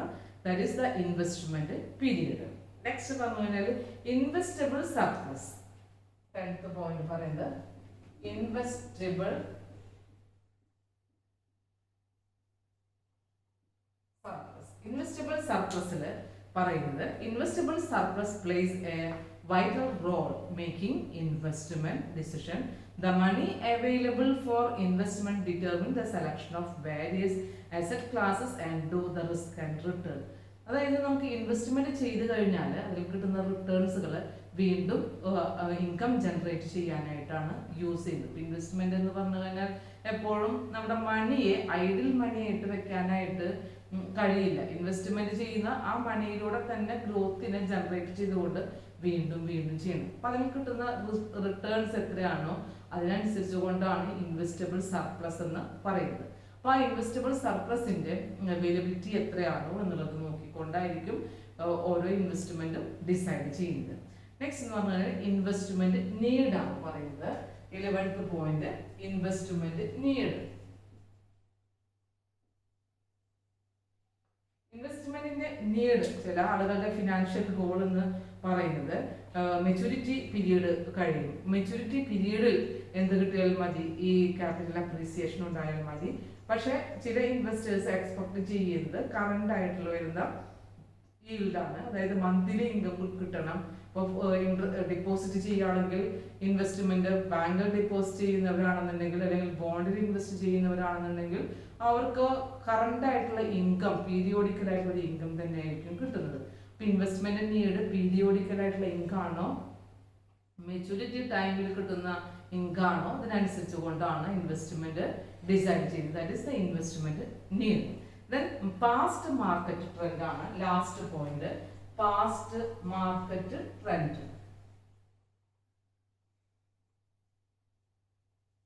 പാസ്റ്റ് മാർക്കറ്റ് ട്രെൻഡ് എന്ന് പറയുമ്പോൾ നമ്മൾ ഇൻവെസ്റ്റ്മെന്റ് ചെയ്യുമ്പോൾ ഒരു റിവാലുവേഷൻ അല്ലെങ്കിൽ ഒരു റിവൈസിങ് ചെയ്യുന്ന പാസ്റ്റ് ആയിട്ടുള്ള ട്രെൻഡുകൾ, അതായത് മാർക്കറ്റിൽ ഉണ്ടാകുന്ന പ്രൈസ് ഫ്ലക്ച്വേഷൻസുകൾ എങ്ങനെയാണ്, പ്രൈസ് മൂവ്മെന്റ്സുകൾ എങ്ങനെയൊക്കെയാണ്, അതെങ്ങനെയാണ് ഓരോ അസറ്റുകളിലും പെർഫോം ചെയ്തിട്ടുള്ളത് എന്നുള്ളത് ഒന്നും കൂടെ ഇവാലുവേറ്റ് ചെയ്യുന്നു. അപ്പൊ അങ്ങനെ ഇവാലുവേറ്റ് ചെയ്യണമെന്നുണ്ടെങ്കിൽ പാസ്റ്റ് ആയിട്ട് വരുന്ന മാർക്കറ്റ് ട്രെൻഡുകളെയാണ് അത് ഡിപ്പെൻഡ് ചെയ്യുന്നത്. കഴിഞ്ഞ ഒരു വർഷം സെക്യൂരിറ്റീസുകളുടെ ഏതെങ്കിലും കമ്പനികളുടെ ഇൻവെസ്റ്റ്മെന്റ് ചെയ്തപ്പോൾ അതിന് കിട്ടുന്ന ഡിവിഡൻഡ് എങ്ങനെയായിരുന്നു, അല്ലെങ്കിൽ ആ ബോണ്ടിൽ ഇൻവെസ്റ്റ് ചെയ്തപ്പോൾ കിട്ടിയ ഇൻട്രസ്റ്റ് എത്രയായിരുന്നു, അതിന്റെ പെർസെൻറ്റേജ്, റേറ്റ് ഓഫ് റിട്ടേൺ, അതിനുണ്ടായ റിസ്കിന്റെ സാധ്യതകൾ എത്രയാണ്, റിസ്കിന്റെ പെർസെൻറ്റേജ്. അപ്പൊ അങ്ങനെ സിസ്റ്റമാറ്റിക് ആയിട്ടുള്ള റിസ്ക് ആണ്. ഇതൊക്കെ അറിയണമെങ്കിൽ past data, past market trend ആണ് ഇവാലുവേറ്റ് ചെയ്യേണ്ടത്. അപ്പം അങ്ങനെ റിപ്പീറ്റ് ആയിട്ട് അതിനെക്കുറിച്ച് സ്റ്റഡി ചെയ്തുകൊണ്ടുമാണ് ഒരു ഇൻവെസ്റ്റ്മെന്റിനെ ഡിസൈഡ് ചെയ്യുന്നത്. അപ്പം നമുക്ക് ഫാക്ടേഴ്സ് ഇൻഫ്ലുവൻസിങ് ഇൻവെസ്റ്റ്മെന്റ് ഡിസിഷൻ എന്ന് പറയുന്നതിൽ ഇത്ര പോയിന്റുകളാണ്. മാക്സിമം നമ്മൾ ഡയറക്റ്റ് ആയിട്ടും ഇൻഡയറക്റ്റ് ആയിട്ടും അഫക്ട് ചെയ്യുന്ന ഒരുപാട് ഫാക്ടേഴ്സ് ഉണ്ടെന്നുണ്ടെങ്കിലും ഇമ്പോർട്ടൻ്റ് ആയിട്ട് വരുന്ന ഫാക്ടേഴ്സുകളാണ് ഇവിടെ ഈ 12 പോയിന്റ് ആയിട്ട് പറഞ്ഞത്. നമുക്ക് കോമൺ ആയിട്ടും അറിയാവുന്നതാണ് റിട്ടേൺസ് എന്താണ്, റിട്ടേൺസ്, റിസ്ക്, മെച്യൂരിറ്റി പീരീഡ്, ഇതൊക്കെ അറിയാം. അതിനൊക്കെ ബേസ് ചെയ്തുകൊണ്ട് തന്നെയാണ് ഒരു ഇൻവെസ്റ്റ്മെന്റിനെ ഡിസൈഡ് ചെയ്യുന്നത്. In short, the investments are decided through the following factors: return, form of return, risk appetite, objective of investment, capital appreciation, safety, liquidity, tax considerations of the investor, investment period, investable surplus, then investment need and past market trend. ഇത്രയൊക്കെയാണ് നമുക്ക് ഈ ഒരു പോയിന്റിൽ പറയാനുള്ളത്. Investable surplus ആണ്. Okay, അപ്പോൾ investment decision process കഴിഞ്ഞു. Next നമുക്ക് നോക്കാനുള്ളത് ഈ ഒരു ടോപ്പിക്കാണ്, ഇൻവെസ്റ്റ്മെന്റ് പ്രോസസ് എങ്ങനെയാണ് എന്നുള്ളത്. നമുക്കറിയാം പോർട്ട്ഫോളിയോ ക്രിയേറ്റ് ചെയ്യുന്നതിൽ ഇമ്പോർട്ടൻ്റ് ആയിട്ടുള്ള ഒരു സ്റ്റേജസുകൾ എന്ന് പറഞ്ഞു കഴിഞ്ഞാൽ ഈ ഇൻവെസ്റ്റ്മെന്റ് പ്രോസസ് തന്നെയാണ്. അപ്പോൾ അതെന്താണെന്നുള്ളത് നമുക്കൊന്നുകൂടെ ഡീറ്റെയിൽ ആയിട്ട് അതിൻ്റെ എല്ലാ സ്റ്റെപ്സുകളും പഠിക്കേണ്ടതുണ്ട്. അതാണ് ഇനി പറയാനായിട്ട് പോകുന്നത്. Okay dears, next topic is the investment process. നമ്മൾ ഇൻവെസ്റ്റ്മെന്റിന്റെ ഡിസൈഡ് ചെയ്യുന്ന ഫാക്ടേഴ്സ് ആണ് ഇതുവരെ പറഞ്ഞത്. ഈ ഒരു ഇൻവെസ്റ്റ്മെന്റ് ചെയ്യുമ്പോൾ എന്തെല്ലാം ആക്ടിവിറ്റീസുകളിലൂടെയാണ് ആ ഒരു ഇൻവെസ്റ്റ്മെന്റ് പ്രോസസ്സ് എക്സിക്യൂട്ട് ചെയ്യുന്നത് അല്ലെങ്കിൽ ഡിസൈഡ് ചെയ്യാനായിട്ട് കഴിയുന്നത്. Okay, investment decision process gives the steps to in creating a portfolio. നമുക്കറിയാം ഒരു പോർട്ട്ഫോളിയോ ക്രിയേറ്റ് ചെയ്യുന്ന പ്രോസസ്സാണ് ശരിക്കും പറഞ്ഞു കഴിഞ്ഞാൽ ഇൻവെസ്റ്റ്മെന്റ് ഡിസിഷൻ പ്രോസസ് എന്ന് പറയുന്നത്. എന്താണ് ഈ പോർട്ട്ഫോളിയോ എന്നുള്ളത് നിങ്ങൾക്ക് മനസ്സിലായിട്ടുണ്ടായിരിക്കും. പോർട്ട്ഫോളിയോ എന്ന് പറഞ്ഞു കഴിഞ്ഞാൽ എന്താണ്, അതായത് ഡിഫറെൻ്റ് ആയിട്ടുള്ള സെക്യൂരിറ്റീസുകളിൽ, ക്ലാസ് ഓഫ് സെക്യൂരിറ്റീസുകൾ അല്ലെങ്കിൽ ഗ്രൂപ്പ് ഓഫ് സെക്യൂരിറ്റീസുകളിൽ ഇൻവെസ്റ്റ്മെന്റ് ചെയ്യുന്നതിനെയാണ് എന്ന് പറയുന്നത് പോർട്ട്ഫോളിയോ എന്ന് പറയുന്നത്. അതായത് റിസ്കിനെ മിനിമൈസ് ചെയ്യാനായിട്ട് ഡിഫറെൻറ്റ് ക്ലാസ്സസ് ഓഫ് സെക്യൂരിറ്റീസുകളിലൊക്കെ എന്ത് ചെയ്യാണ്, ഇൻവെസ്റ്റ്മെന്റ് ചെയ്യുന്നതാണ്. പണമായിട്ട് ഇൻവെസ്റ്റേഴ്സ് ഇൻവെസ്റ്റ് ചെയ്യാണ്. അപ്പം എന്താ സെക്യൂരിറ്റീസ് എന്ന് പറഞ്ഞു കഴിഞ്ഞാൽ, സെക്യൂരിറ്റീസ് എന്ന് പറഞ്ഞു കഴിഞ്ഞാൽ സാധാരണയായിട്ട് സെക്യൂരിറ്റീസിനെ ഇക്വിറ്റി സെക്യൂരിറ്റീസ്, ഡെപ്റ്റ് സെക്യൂരിറ്റീസ് എന്നൊക്കെ പറയാം അല്ലേ. ഇക്വിറ്റി സെക്യൂരിറ്റീസിന് കോമൺ ആയിട്ട് സ്റ്റോക്സ് എന്ന് പറയാം. ഡെപ്റ്റ് സെക്യൂരിറ്റീസുകളാണ് ബോണ്ടുകൾ എന്ന് പറയുന്നത്. ഇക്വിറ്റി സെക്യൂരിറ്റീസുകൾ എന്ന് പറയുന്നത് ഓണർഷിപ്പ് സെക്യൂരിറ്റീസുകളാണ്. മറ്റേത് ഡെപ്റ്റ് സെക്യൂരിറ്റി അല്ലെങ്കിൽ ബോണ്ട് എന്ന് പറഞ്ഞു കഴിഞ്ഞാൽ ക്രെഡിറ്റർഷിപ്പ് സെക്യൂരിറ്റീസുകളാണ്. അപ്പോൾ സെക്യൂരിറ്റീസ് എന്ന് പറഞ്ഞു കഴിഞ്ഞാൽ നമുക്ക് മാർക്കറ്റിൽ, ക്യാപിറ്റൽ മാർക്കറ്റിൽ ട്രേഡ് ചെയ്യാവുന്ന ഒരു മണി വാല്യൂ ഉള്ള ഇൻസ്ട്രുമെന്റ്സുകളെയാണ് എന്ത് പറയുന്നത്, സെക്യൂരിറ്റീസ് എന്ന് പറയുന്നത്. അപ്പൊ ഷെയറുകൾ എടുത്തു കഴിഞ്ഞാൽ ഇക്വിറ്റി ഷെയറുകളാണെന്നുണ്ടെങ്കിൽ അതിനെ ഇക്വിറ്റി സെക്യൂരിറ്റീസ് എന്നാണ് പറയുന്നത്, സ്റ്റോക്സ് എന്നാണ് പറയുന്നത്. അപ്പൊ ഇവിടെ ഈ സെക്യൂരിറ്റീസുകളിലെ ക്ലാസസ് ഓഫ് സെക്യൂരിറ്റീസുകളിൽ, ഗ്രൂപ്പ് ഓഫ് സെക്യൂരിറ്റീസുകളിൽ ഇൻവെസ്റ്റ്മെന്റ് ചെയ്യുന്നതിനെയാണ് എന്ത് പറയുന്നത്, പോർട്ട്ഫോളിയോ എന്ന് പറയുന്നത്. എന്താ ഈ ഗ്രൂപ്പ് ഓഫ് സെക്യൂരിറ്റീസുകളിൽ ഇൻവെസ്റ്റ് ചെയ്യാനായിട്ടുള്ള കാരണം? ഇപ്പൊ ബോണ്ടിൽ ഇൻവെസ്റ്റ് ചെയ്യുന്നുണ്ട്, ബോണ്ട് എന്ന് പറയുന്ന സെക്യൂരിറ്റീസുകളിൽ ഇൻവെസ്റ്റ് ചെയ്യുന്നുണ്ട്, ഇക്വിറ്റി എന്ന് പറയുന്ന സെക്യൂരിറ്റീസുകളിൽ ഇൻവെസ്റ്റ് ചെയ്യുകയാണെന്നുണ്ടെങ്കിൽ ഇപ്പൊ ബോണ്ട് ഇൻവെസ്റ്റ് ചെയ്ത ആൾക്കുണ്ടാകുന്ന നഷ്ടം ഇക്വിറ്റി സെക്യൂരിറ്റീസിൽ ഉണ്ടാകുന്ന ലാഭവുമായി എന്ത് ചെയ്യാം, സെറ്റ് ഓഫ് ചെയ്യാനായിട്ട് പറ്റും. അപ്പൊ ഒന്നിലുണ്ടാകുന്ന നഷ്ടം മറ്റൊന്നിനെ ഒരു പരിധി വരെ ബാലൻസ് ചെയ്ത് കൊണ്ടുപോകാൻ വേണ്ടിയാണ് ഈ ഡിഫറെന്റ് ആയിട്ട് വരുന്ന സെക്യൂരിറ്റീസുകൾ, ക്ലാസസ് അസറ്റുകളിൽ എന്ത് ചെയ്യുന്നത്, ഇൻവെസ്റ്റ്മെന്റ് ചെയ്യുന്നത്. ആ ഒരു ഇൻവെസ്റ്റ്മെന്റ് പ്രോസസ്സിനെ, മെത്തേഡിനെയാണ് എന്ത് പറയുന്നത്, പോർട്ട്ഫോളിയോ എന്ന് പറയുന്നത്. അപ്പോൾ നമ്മൾ മുൻപുള്ള പോർട്ട്ഫോളിയോ ഡെറിവേറ്റീവ്സുകളിൽ അത് അങ്ങനെയുള്ള പോർഷൻസുകളൊക്കെ നന്നായി സബ്ജക്റ്റിൽ പഠിച്ചിട്ടുള്ളതാണ്. അപ്പോൾ ഞാൻ അതിൻ്റെ ഡീറ്റെയിൽ ആയിട്ടുള്ള ഒരു ഭാഗത്തേക്ക് പോകുന്നില്ല. നമുക്ക് അതിനെക്കുറിച്ചൊക്കെ ഇനി പഠിക്കാനുണ്ട്, സെക്യൂരിറ്റി അനാലിസിസിലൊക്കെ പഠിക്കാനുണ്ട്. അപ്പോൾ ഇവിടെ ഇൻവെസ്റ്റ്മെന്റ് പ്രോസസ്സ് അല്ലെങ്കിൽ ഇൻവെസ്റ്റ്മെന്റ് ഡിസിഷൻസുകളിൽ ഒരു പോർട്ട്ഫോളിയോ ക്രിയേറ്റ് ചെയ്യണമെന്നുണ്ടെങ്കിൽ ഈ പറയുന്ന എല്ലാ സ്റ്റെപ്സുകളിലൂടെയും കടന്നു പോകണം. ഓക്കെ, അപ്പോൾ it involves the sequence of actions ranging from the understanding the investor's risk preference to asset allocation and performance evaluation. എന്താ ഈ ഇൻവെസ്റ്റ്മെന്റ് ഡിസിഷൻ അല്ലെങ്കിൽ ഇൻവെസ്റ്റ്മെന്റ് പ്രോസസ് എന്ന് പറഞ്ഞു കഴിഞ്ഞാൽ ഉദ്ദേശിക്കുന്നത്? അതായത് ഏത് ടൈപ്പിലുള്ള അസറ്റുകളിൽ ഇൻവെസ്റ്റ് ചെയ്യണം, ആ ഇൻവെസ്റ്റ് ചെയ്യുന്ന അസറ്റുകൾക്ക് ഉണ്ടാകുന്ന ലോസുകൾ എത്രയാണ്, റിസ്ക് സാധ്യതകൾ ഏതൊക്കെയാണ്, ഇനി അതിന്റെ പെർഫോമൻസ്, ഏതെല്ലാം ഇൻവെസ്റ്റ്മെന്റുകൾക്ക് കൂടുതലായിട്ടും ലാഭം കിട്ടും, അതിന്റെ പെർഫോമൻസ് എങ്ങനെയാണ്. അപ്പൊ പെർഫോമൻസ് ഇവാലുവേഷൻ ചെയ്തതും അസറ്റുകൾ എവിടെയൊക്കെയാണ് അലോക്കേറ്റ് ചെയ്യേണ്ടത് എന്നുള്ളതും, ഏതെല്ലാം അസറ്റുകളിലാണ് ഇൻവെസ്റ്റ്മെന്റ് ചെയ്യേണ്ടത് എന്നുള്ളതും, അതിന്റെ റിസ്ക് പ്രിഫറൻസും, ഇതെല്ലാം കൂടെ മനസ്സിലാകുന്ന ഒരു സീക്വൻഷ്യൽ അറേഞ്ച്മെന്റ് ആണ് ഈ ഇൻവെസ്റ്റ്മെന്റ് ഡിസിഷൻ പ്രോസസ് എന്ന് പറയുന്നത്. അപ്പൊ ഇൻവെസ്റ്റ്മെന്റ് ചെയ്യുന്ന ഒരാൾക്ക് അതിന്റെ ഡീറ്റെയിൽ ഒരു സ്ട്രക്ചർ ആണ് കിട്ടുന്നത്. ഇൻവെസ്റ്റ്മെന്റ് പ്രോസസ്സിലൂടെ എന്ത് വരുന്നുണ്ട്, A structure. The investment process provides a structure that allows the investor to see the sources of different investment strategies and philosophies. ഓരോരുത്തരുടെയും ഇൻവെസ്റ്റ്മെന്റ് സ്ട്രാറ്റജി എന്ന് പറഞ്ഞാൽ ഡിഫറെന്റ് ആണ് അല്ലെ.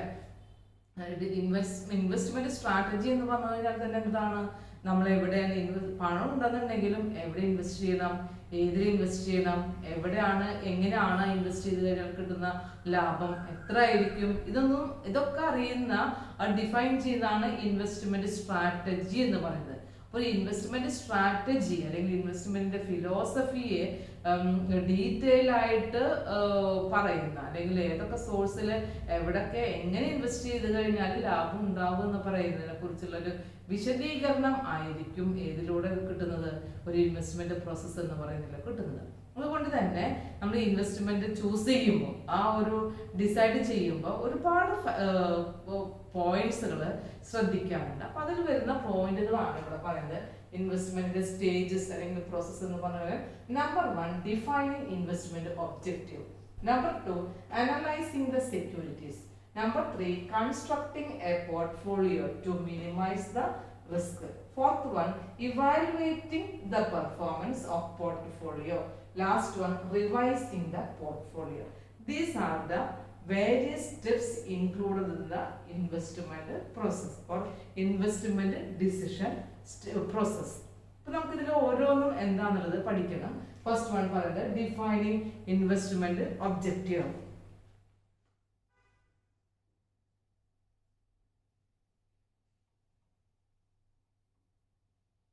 ഡിഫൈനിങ് ഇൻവെസ്റ്റ്മെന്റ് ഒബ്ജക്റ്റീവ് എന്താണ് ഇൻവെസ്റ്റ്മെന്റിന്റെ ഒബ്ജക്റ്റീവ്? അതിനെ സ്പെസിഫൈ ചെയ്ത് തന്നെ വേണം. ഇൻവെസ്റ്റ്മെന്റിന്റെ ശരിക്കും പറഞ്ഞു കഴിഞ്ഞാൽ ഇത് ഇൻവെസ്റ്റ്മെന്റ് ഒബ്ജക്റ്റീവ് ഡിഫൈൻ ചെയ്യാന്ന് പറയുന്നത് തന്നെയാണ് ഇതിന്റെ ഫസ്റ്റ് സ്റ്റെപ്പ് ആയിട്ട് പറയുന്നത്. ഫസ്റ്റ് സ്റ്റെപ്പും ആണ്, അതുപോലെ തന്നെ ഇതിന്റെ ഒരു പ്ലാൻ എന്ന് പറയുന്നത് തന്നെയാണ്. ഒരു ഡെസ്റ്റിനേഷൻ എന്ന് പറയുന്നതും ഇതിന്റെ ഈ ഒബ്ജക്റ്റീവ് സെറ്റ് ചെയ്യുക എന്നുള്ളതാണ്. ഓക്കെ, അപ്പോൾ ഇത് ഫസ്റ്റ് സ്റ്റെപ്പ് ആണ് അല്ലേ? അപ്പോൾ ഈ ഫസ്റ്റ് സ്റ്റെപ്പിൽ തന്നെ നമ്മൾ എന്തൊക്കെ ആണ് ഈ ഇൻവെസ്റ്റ്മെന്റ് ഒബ്ജക്റ്റീവ് എന്ന് പറഞ്ഞു കഴിഞ്ഞാൽ it involves the specification of investment objective and investment constraints and fund available for investment and identification of the potential investment asset and tax status of the investors. അതായത് നമ്മൾ എന്തൊക്കെയാണ് ഒരു ഇൻവെസ്റ്റ്മെന്റ് ഇൻഫ്ലുവൻസ് ചെയ്യുന്ന factors എന്നുള്ളതാണ് ഈ ഒരു കേസിലൂടെ നമ്മൾ മനസ്സിലാക്കേണ്ടത്. എന്താണ് നമുക്ക് ഇൻവെസ്റ്റ് ചെയ്യാനുള്ള ഫണ്ടിന്റെ അവൈലബിലിറ്റി എങ്ങനെയാണ്, ആ ഫണ്ട് ഏത് ക്ലാസ് ഓഫ് അസറ്റുകളിൽ നമ്മൾ ഇൻവെസ്റ്റ് ചെയ്യണം, അലോക്കേറ്റ് ചെയ്യണം, എന്താണ് എന്തിനു വേണ്ടിയാണ് ഇൻവെസ്റ്റ്മെന്റ് ചെയ്യുന്നത്, ഇൻവെസ്റ്റ്മെന്റ് ചെയ്തു കഴിഞ്ഞാൽ നമ്മൾ ഫേസ് ചെയ്യുന്നതായിട്ടുള്ള കോൺസ്ട്രെയിൻസുകൾ എന്തൊക്കെയാണ്, എന്തെല്ലാം ബോട്ടിൽ നെക്സുകൾ അവിടെ ഉണ്ടാവാം, ടാക്സിന്റെ കൺസിഡറേഷൻ എങ്ങനെയായിരിക്കും, നമുക്ക് ടാക്സിന്റെ സ്റ്റാറ്റസ് ഇൻവെസ്റ്ററിനെ സംബന്ധിച്ച് ബേർഡൻ ആയി മാറോ ടാക്സ് എക്സംപ്റ്റഡ് ആയി മാറോ, ഇതെല്ലാം ഒരു ഇൻവെസ്റ്റ്മെന്റിന്റെ ഒബ്ജക്റ്റീവ്സിനെ ഡിഫൈൻ ചെയ്ത് കഴിഞ്ഞാൽ അയാൾക്ക് അണ്ടർസ്റ്റാൻഡിങ് ആണ്. അപ്പോൾ ഡിഫൈൻ ചെയ്യുന്നതെന്ന് പറഞ്ഞു കഴിഞ്ഞാൽ ഒരു ഇൻവെസ്റ്റർ എന്ന് പറഞ്ഞു കഴിഞ്ഞാൽ അയാളുടെ ഇൻവെസ്റ്റ്മെന്റിന്റെ ഒബ്ജക്റ്റീവ് പലതായിരിക്കാം. ഒരാൾ റിട്ടേൺസ് ആണ് എക്സ്പെക്ട് ചെയ്യുന്നത്, ഒരാൾ എന്താണ് ക്യാപിറ്റൽ അപ്രീസിയേഷൻ ആണ്, ക്യാപിറ്റൽ ഗെയിൻ ആണ്. അതായത് ഒരാൾ മാക്സിമം റിട്ടേൺസ് ആണ് എക്സ്പെക്ട് ചെയ്യുന്നത്, ഒരാൾ എക്സ്പെക്ട് ചെയ്യുന്നത് കറന്റ് ആയിട്ട് വരുന്ന റിട്ടേൺസ്, അതായത് കറന്റ് ഇൻകം ആണ്. എങ്ങനെ ആയിക്കഴിഞ്ഞാലും ഇവിടെ എന്ത് ചെയ്യേണ്ടതായിട്ട് വരും, റിസ്ക്കും റിട്ടേണും അത് രണ്ടിനെയും ഇവാലുവേറ്റ് ചെയ്യേണ്ടതായിട്ട് വരും. അപ്പോൾ നെക്സ്റ്റ് എന്ന് പറഞ്ഞാൽ റിസ്ക് ആൻഡ് റിട്ടേൺസിനെ കുറിച്ചുള്ള ഒരു ഡിഫൈനിങ്, ഒരു എന്താ പറയുക എക്സ്പ്ലനേഷനും ഇവിടെ ഒബ്ജക്റ്റീവ് സെറ്റ് ചെയ്യുമ്പോൾ അല്ലെങ്കിൽ ഒബ്ജക്റ്റീവിനെ ഡിഫൈൻ ചെയ്യുമ്പോൾ വേണം. നമുക്കറിയാം റിസ്ക് എഫോർഡബിൾ ആണ്, ടോളറേറ്റ് ചെയ്യുന്നുണ്ടെന്നുണ്ടെങ്കിൽ അവർക്ക് ഹയർ റിട്ടേൺസ് ആണ് അല്ലേ. അതിന്റെ ഒരു മെയിൻ എയിം, ഇൻവെസ്റ്റ്മെന്റിന്റെ മെയിൻ എയിം എന്ന് പറഞ്ഞു കഴിഞ്ഞാൽ തന്നെ മാക്സിമം റിട്ടേൺ ആണ്. അപ്പൊ മാക്സിമം റിട്ടേൺ ഉള്ള കേസുകളിൽ ഹയർ റിട്ടേൺ കിട്ടണമെന്നുണ്ടെങ്കിൽ ഹൈ റിസ്ക് ആണ്, ലോ റിട്ടേൺസ് ആണെങ്കിൽ ലോ റിസ്ക് ആണ്.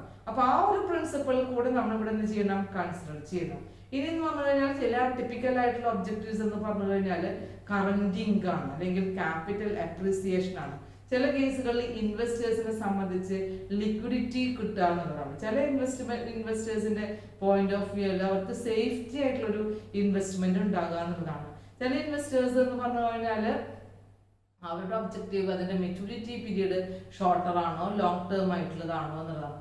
പല ആളുകളും മറ്റു പല സർക്കംസ്റ്റൻസുകളൊക്കെ നോക്കിക്കൊണ്ടും ഇൻവെസ്റ്റ്മെന്റുകൾ ചെയ്യാറുണ്ട്. അതായത് ഇക്കണോമിക്കൽ ആയിട്ടുള്ള കണ്ടീഷൻ, ഡിമാൻഡ് ആൻഡ് സപ്ലൈ ഒക്കെ നോക്കിക്കൊണ്ട്, ഗ്രോത്ത്, ഗവൺമെന്റ് റെഗുലേഷൻ ഒക്കെ നോക്കിക്കൊണ്ടും പല ആളുകളും പല ഇൻവെസ്റ്റ്മെന്റ് പ്രൊപ്പോസൽസുകളും ഡിസൈഡ് ചെയ്യുന്നുണ്ട്. അപ്പൊ എങ്ങനെ ആയിക്കഴിഞ്ഞാലും അവരുടെ മെയിൻ ഒബ്ജക്റ്റീവ്, ടിപ്പിക്കൽ ആയിട്ട് വരുന്ന ഒബ്ജക്റ്റീവ്, ഇതൊക്കെ നോക്കിക്കൊണ്ട് തന്നെയാണ് എന്ത് ചെയ്യേണ്ടത്, ഇൻവെസ്റ്റ്മെന്റ് ഡിസൈഡ് ചെയ്യുന്നത്. അപ്പോൾ ഫസ്റ്റ് സ്റ്റെപ്പ് എന്ന് പറഞ്ഞു കഴിഞ്ഞാൽ ഇൻവെസ്റ്റ്മെന്റിന്റെ ഒബ്ജക്റ്റീവിനെ ഡിഫൈൻ ചെയ്യണം. ഡിഫൈൻ ചെയ്യുമ്പോൾ നമ്മൾ ഈ പറഞ്ഞ പോയിന്റ്സുകളെല്ലാം ശ്രദ്ധിക്കണം. നെക്സ്റ്റ് എന്ന് പറഞ്ഞു കഴിഞ്ഞാൽ ഈ ഇൻവെസ്റ്റ്മെന്റ് പ്രോസസ്സിൽ തന്നെ വരുന്നതാണ് പൊട്ടൻഷ്യൽ ഫണ്ട് ഫിനാൻഷ്യൽ അസറ്റ്. അപ്പൊ നമ്മൾ ആദ്യം പറഞ്ഞു ഏതൊക്കെ അസറ്റുകൾ ഒബ്ജക്റ്റീവ് സെറ്റ് ചെയ്യണം. ഇനി നോക്കുന്നത് ഏത് ഫിനാൻഷ്യൽ അസറ്റുകളൊക്കെയാണ് ഏറ്റവും കൂടുതൽ ലാഭകരം, ഇൻവെസ്റ്റ്മെന്റ് ചെയ്തു കഴിഞ്ഞാൽ ഫീസിബിൾ ആയിട്ടുള്ളത് ഏതൊക്കെയാണ്. നമുക്ക് അസറ്റുകൾ എന്ന് പറഞ്ഞു കഴിഞ്ഞാൽ പഠിച്ചതാണ്. റിയൽ ആയിട്ടുള്ള അസറ്റുകളുണ്ട്, ഫിനാൻഷ്യൽ ആയിട്ടുള്ള അസറ്റുകളുണ്ട്, അതുപോലെ തന്നെ നോൺ സെക്യൂരിറ്റൈസ്ഡ് ആയിട്ടുള്ള അസറ്റുകളുണ്ട് അല്ലെ. അപ്പോൾ ഇക്വിറ്റീസുകളിൽ ചെയ്യണോ ബോണ്ടുകളിലാണോ ഇൻവെസ്റ്റ്മെന്റ് ചെയ്യേണ്ടത്, അതേസമയം ഗോൾഡിലാണോ കമ്മോഡിറ്റീസുകളിലാണോ, ഇതൊക്കെ നോക്കിക്കൊണ്ട് തന്നെയാണ് നമ്മൾ എന്ത് ചെയ്യുന്നത്, ഇൻവെസ്റ്റ്മെന്റ് ചെയ്യുന്നത്. അപ്പൊ ഫിനാൻഷ്യൽ അസറ്റ് ആകുമ്പോൾ മ്യൂച്വൽ ഫണ്ട്, ഇക്വിറ്റീസുകൾ, ഡെപ്റ്റുകൾ, ഇതൊക്കെ അയാൾക്ക് എന്ത് ചെയ്യാം, ഓപ്റ്റ് ചെയ്യാം. അപ്പൊ അതിന്റെ പൊട്ടൻഷ്യാലിറ്റി എത്രമാത്രം ഉണ്ട് എന്നുള്ളത് ആ ഫിനാൻഷ്യൽ അസറ്റിൻ്റെ ഇയാൾ കൺസിഡർ ചെയ്യണം.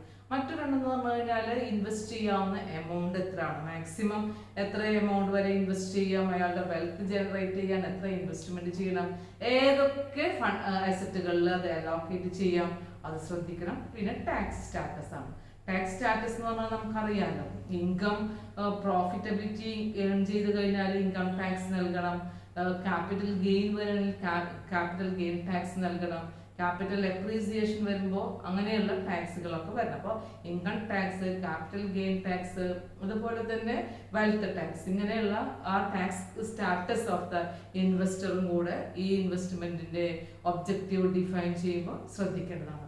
അപ്പൊ ഇങ്ങനെ കഴിഞ്ഞാലും ഒരു ഇൻവെസ്റ്റർ എന്ന് പറഞ്ഞു കഴിഞ്ഞാൽ അയാൾ എന്താണ് ഉദ്ദേശിക്കുന്നത്, മണി ക്രിയേറ്റ് ചെയ്യുക എന്നുള്ളതാണ്. അപ്പോൾ മണി ക്രിയേറ്റ് ചെയ്യണമെന്നുണ്ടെങ്കിൽ ആ റിസ്കിനെയും റിട്ടേൺസിനെയും കൂടെ അയാൾ എന്ത് ചെയ്യണം, കൺസിഡർ ചെയ്യണം. അപ്പൊ റിസ്കിന് റിട്ടേൺസിനെയും കൺസിഡർ ചെയ്യുമ്പോൾ ഇവിടെ പറഞ്ഞ റിസ്കിന്റെ അഫോർഡബിലിറ്റി നോക്കണം, ടാക്സിന്റെ കൺസിഡറേഷൻ നോക്കണം, അങ്ങനെയെല്ലാം നോക്കിക്കൊണ്ട് തന്നെയാണ് ഇൻവെസ്റ്റ്മെന്റ് ചെയ്യാൻ പറ്റുള്ളൂ, ആക്സെപ്റ്റ് ചെയ്യാനായിട്ട് പറ്റുള്ളൂ. അപ്പൊ ആദ്യം ചെയ്യേണ്ടതാണ് defining investment objective. Second one പറയുന്നത് അനലൈസിങ് ദ സെക്യൂരിറ്റീസ് ആണ്. നമ്പർ 2 എന്ന് പറഞ്ഞു കഴിഞ്ഞാൽ analysing the securities.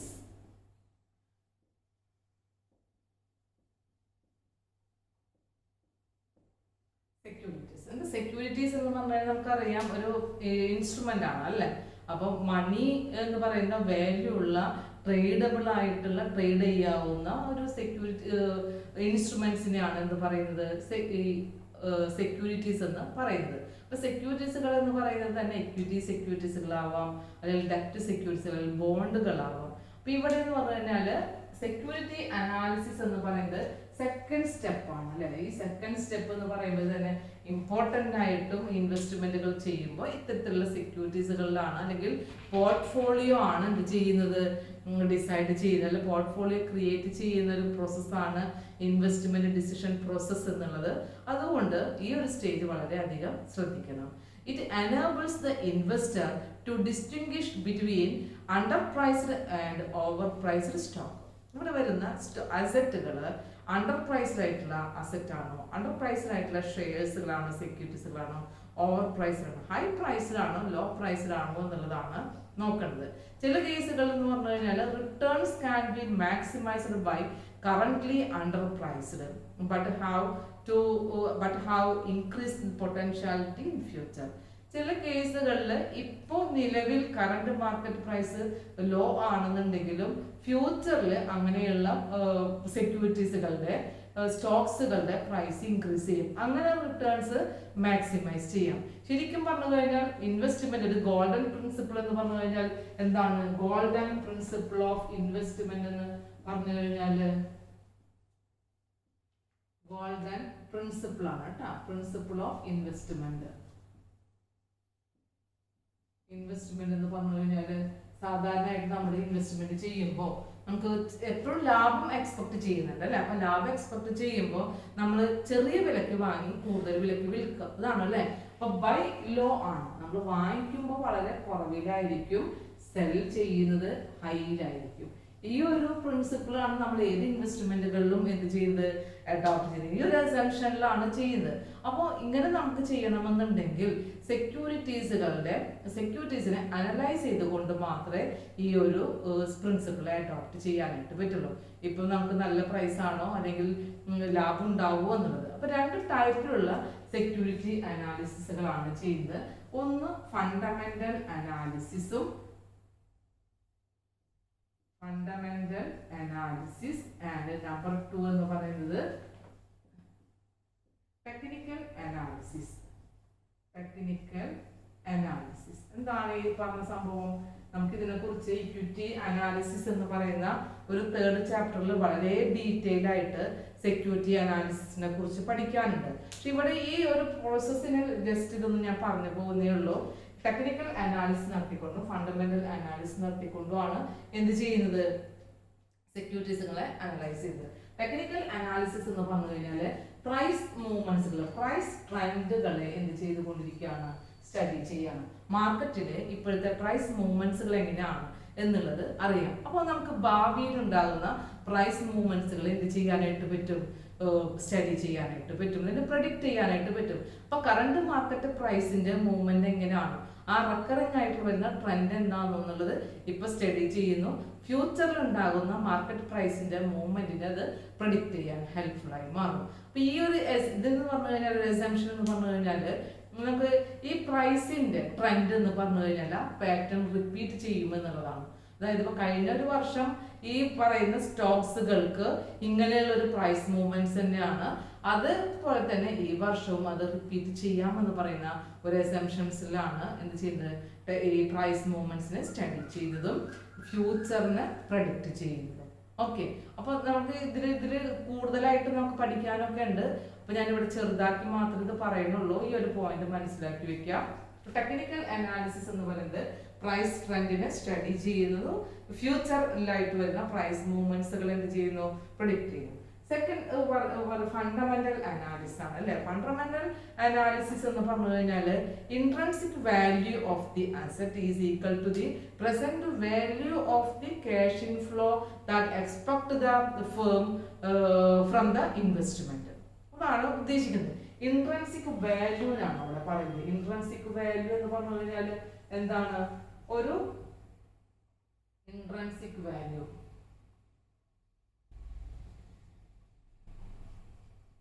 intrinsic value എന്ന് പറഞ്ഞു കഴിഞ്ഞാൽ that is a measure of what an asset is worth. ഒരു അസറ്റിന്റെ value, market price, current market price ഇപ്പൊ എത്രയാണ്, അതായത് ഇപ്പോൾ സ്റ്റോക്സുകൾ നമ്മൾ ഇൻവെസ്റ്റ് ചെയ്ത ആ സ്റ്റോക്സിന്റെ പ്രൈസ് ഇപ്പൊ എത്രയാണ്, ആ സെക്യൂരിറ്റീസിന്റെ കറണ്ട് പ്രൈസ് എത്രയാണ്. അപ്പൊ നമ്മൾ ഇൻവെസ്റ്റ് ചെയ്ത് കഴിഞ്ഞാൽ നമ്മൾ എക്സ്പെക്ട് ചെയ്യുന്ന റിട്ടേൺ ഭാവിയിലാണ് അല്ലെ. അപ്പൊ ആ ഫേമിന്റെ ഫ്യൂച്ചറിൽ ഉണ്ടാവുന്ന present value of the cash inflow കൂടെ നമ്മൾ നോക്കണം.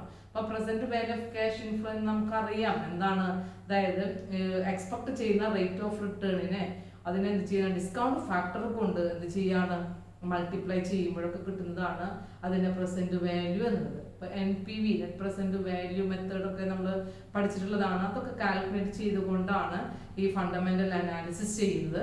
അപ്പൊ ഇൻട്രിൻസിക് വാല്യൂ എന്ന് പറയുന്നത് കറണ്ട് മാർക്കറ്റ് പ്രൈസിനേക്കാൾ കുറവാണ് എന്നുണ്ടെങ്കിൽ നമുക്ക് ഈ പ്രപ്പോസൽ ഇത് ചെയ്യാൻ പറ്റില്ല, ആക്സെപ്റ്റ് ചെയ്യാനായിട്ട് പറ്റില്ല. കാരണം അത് ലോ പ്രൈസ്ഡ് ആയിട്ടുള്ള ഒരു ഷെയർ ആണ്, അല്ലെങ്കിൽ ലോ അണ്ടർ പ്രൈസ്ഡ് ആയിട്ടുള്ള സ്റ്റോക്സുകളാണ് എന്നുള്ളത് പറയാം. ഇനി ഈ പറയുന്ന ചില കേസുകളിൽ അണ്ടർ പ്രൈസ്ഡ് ആയിട്ടുള്ള സ്റ്റോക്സുകളാണെന്നുണ്ടെങ്കിലും ഭാവിയിൽ വീണ്ടും അതിന് എന്തായി മാറാം, ഓവർ പ്രൈസ്ഡ് ആവാം. ചില കേസുകളിൽ ഓവർ പ്രൈസ്ഡ് ആയിട്ടുള്ള സ്റ്റോക്സുകളാണെന്നുണ്ടെങ്കിൽ അത് ഡിപ്രീഷിയേറ്റഡ് ചെയ്യാം. അപ്പോൾ ഡിപ്രീസിയേഷൻ ഉണ്ടാകാനുള്ളതും ഓവർ പ്രൈസ്ഡ് ആകാൻ അപ്രീസിയേഷൻ ഉണ്ടാകാനുള്ള സാധ്യതകളൊക്കെ പല ഘട്ടങ്ങളിലും വരാം. അപ്പൊ അതിനൊക്കെ സ്റ്റഡി ചെയ്യുന്നതിന് വേണ്ടിയാണ് ഈ ഫണ്ടമെന്റൽ അനാലിസിസ് ചെയ്യുന്നത്. ഓക്കെ, അപ്പൊ ഇത്രയാണ് ഇതിനെക്കുറിച്ച് ഈ ഒരു പോയിന്റുകളിൽ എക്സ്പ്ലെയിൻ ചെയ്യുന്നുള്ളൂ. നമുക്ക് കുറെ അധികം അതിനെ കുറിച്ചൊക്കെ പഠിക്കാനുള്ളതാണ്. പക്ഷെ നമുക്ക് ഇവിടെ ഈ ഇൻവെസ്റ്റ്മെന്റ് പ്രോസസ്സിൽ ഇത്രയൊക്കെ മനസ്സിലാക്കി വെക്കുക. ഓക്കെ, തേർഡ് പോയിന്റ് പറയുന്നത് constructing a portfolio to minimise the risk. അതായത് പോർട്ട്ഫോളിയോ കൺസ്ട്രക്ഷൻ ആണ് നമുക്ക് തേർഡ് പോയിന്റ് ആയിട്ട് പറയാനുള്ളത്. പോർട്ട്ഫോളിയോ കൺസ്ട്രക്ഷൻ, നമുക്ക് ഇത്രയും ഇൻവെസ്റ്റ്മെന്റുകളെ കുറിച്ചുള്ള ഒരു ഒബ്ജക്റ്റീവ് സെറ്റ് ചെയ്ത് കഴിഞ്ഞാലോ സെക്യൂരിറ്റീസിനെ അനലൈസ് ചെയ്ത് കഴിഞ്ഞാലും ഇനി നമുക്കൊരു ഡിസിഷനിൽ എത്താനായിട്ട് പറ്റും. അതായത് ഏത് ടൈപ്പിലുള്ള ക്ലാസസ് ഓഫ് അസറ്റുകളിലാണ് നമ്മൾ അസറ്റിന്റെ അലോക്കേറ്റ് എമൗണ്ട് അലോക്കേറ്റ് ചെയ്യണം, അല്ലെങ്കിൽ അസറ്റുകളെ അലോക്കേറ്റ് ചെയ്യണം. ഇപ്പോൾ തേർഡ് പോയിന്റ് പറയുന്നത് കൺസ്ട്രക്ഷൻ ഓഫ് പോർട്ട്ഫോളിയോ.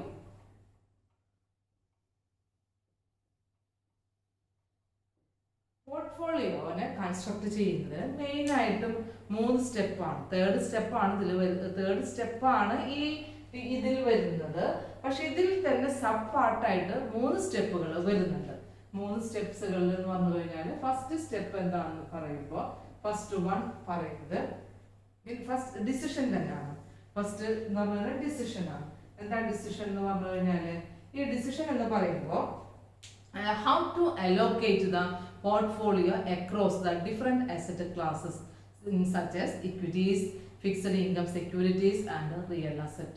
അതായത് ഇപ്പോൾ നമ്മൾ നേരത്തെ ഈ സെക്യൂരിറ്റീസിനെ അനലൈസ് ചെയ്തു അല്ലേ. ഇപ്പോൾ ഫണ്ടമെന്റൽ അനാലിസിസ് ചെയ്തു, ടെക്നിക്കൽ ആയിട്ടുള്ള അനാലിസിസ് ഒക്കെ ചെയ്തപ്പോൾ ഇനി നമുക്ക് ഡിസൈഡ് ചെയ്യാം എന്താ ഡിസൈഡ് ചെയ്യുന്നത്. ആ ഡിസൈഡ് ചെയ്യുന്നതാണ് ഫസ്റ്റ് സ്റ്റെപ്പ് എന്ന് ഇവിടെ പറയുന്നത്. നമുക്ക് ഈ ഡിസൈഡ് ചെയ്യുമ്പോൾ ഏത് ക്ലാസ് ഓഫ് സെക്യൂരിറ്റീസുകളാണ്, ഏത് ക്ലാസ് ഓഫ് അസറ്റുകളിലാണ് ചെയ്യുന്നത്.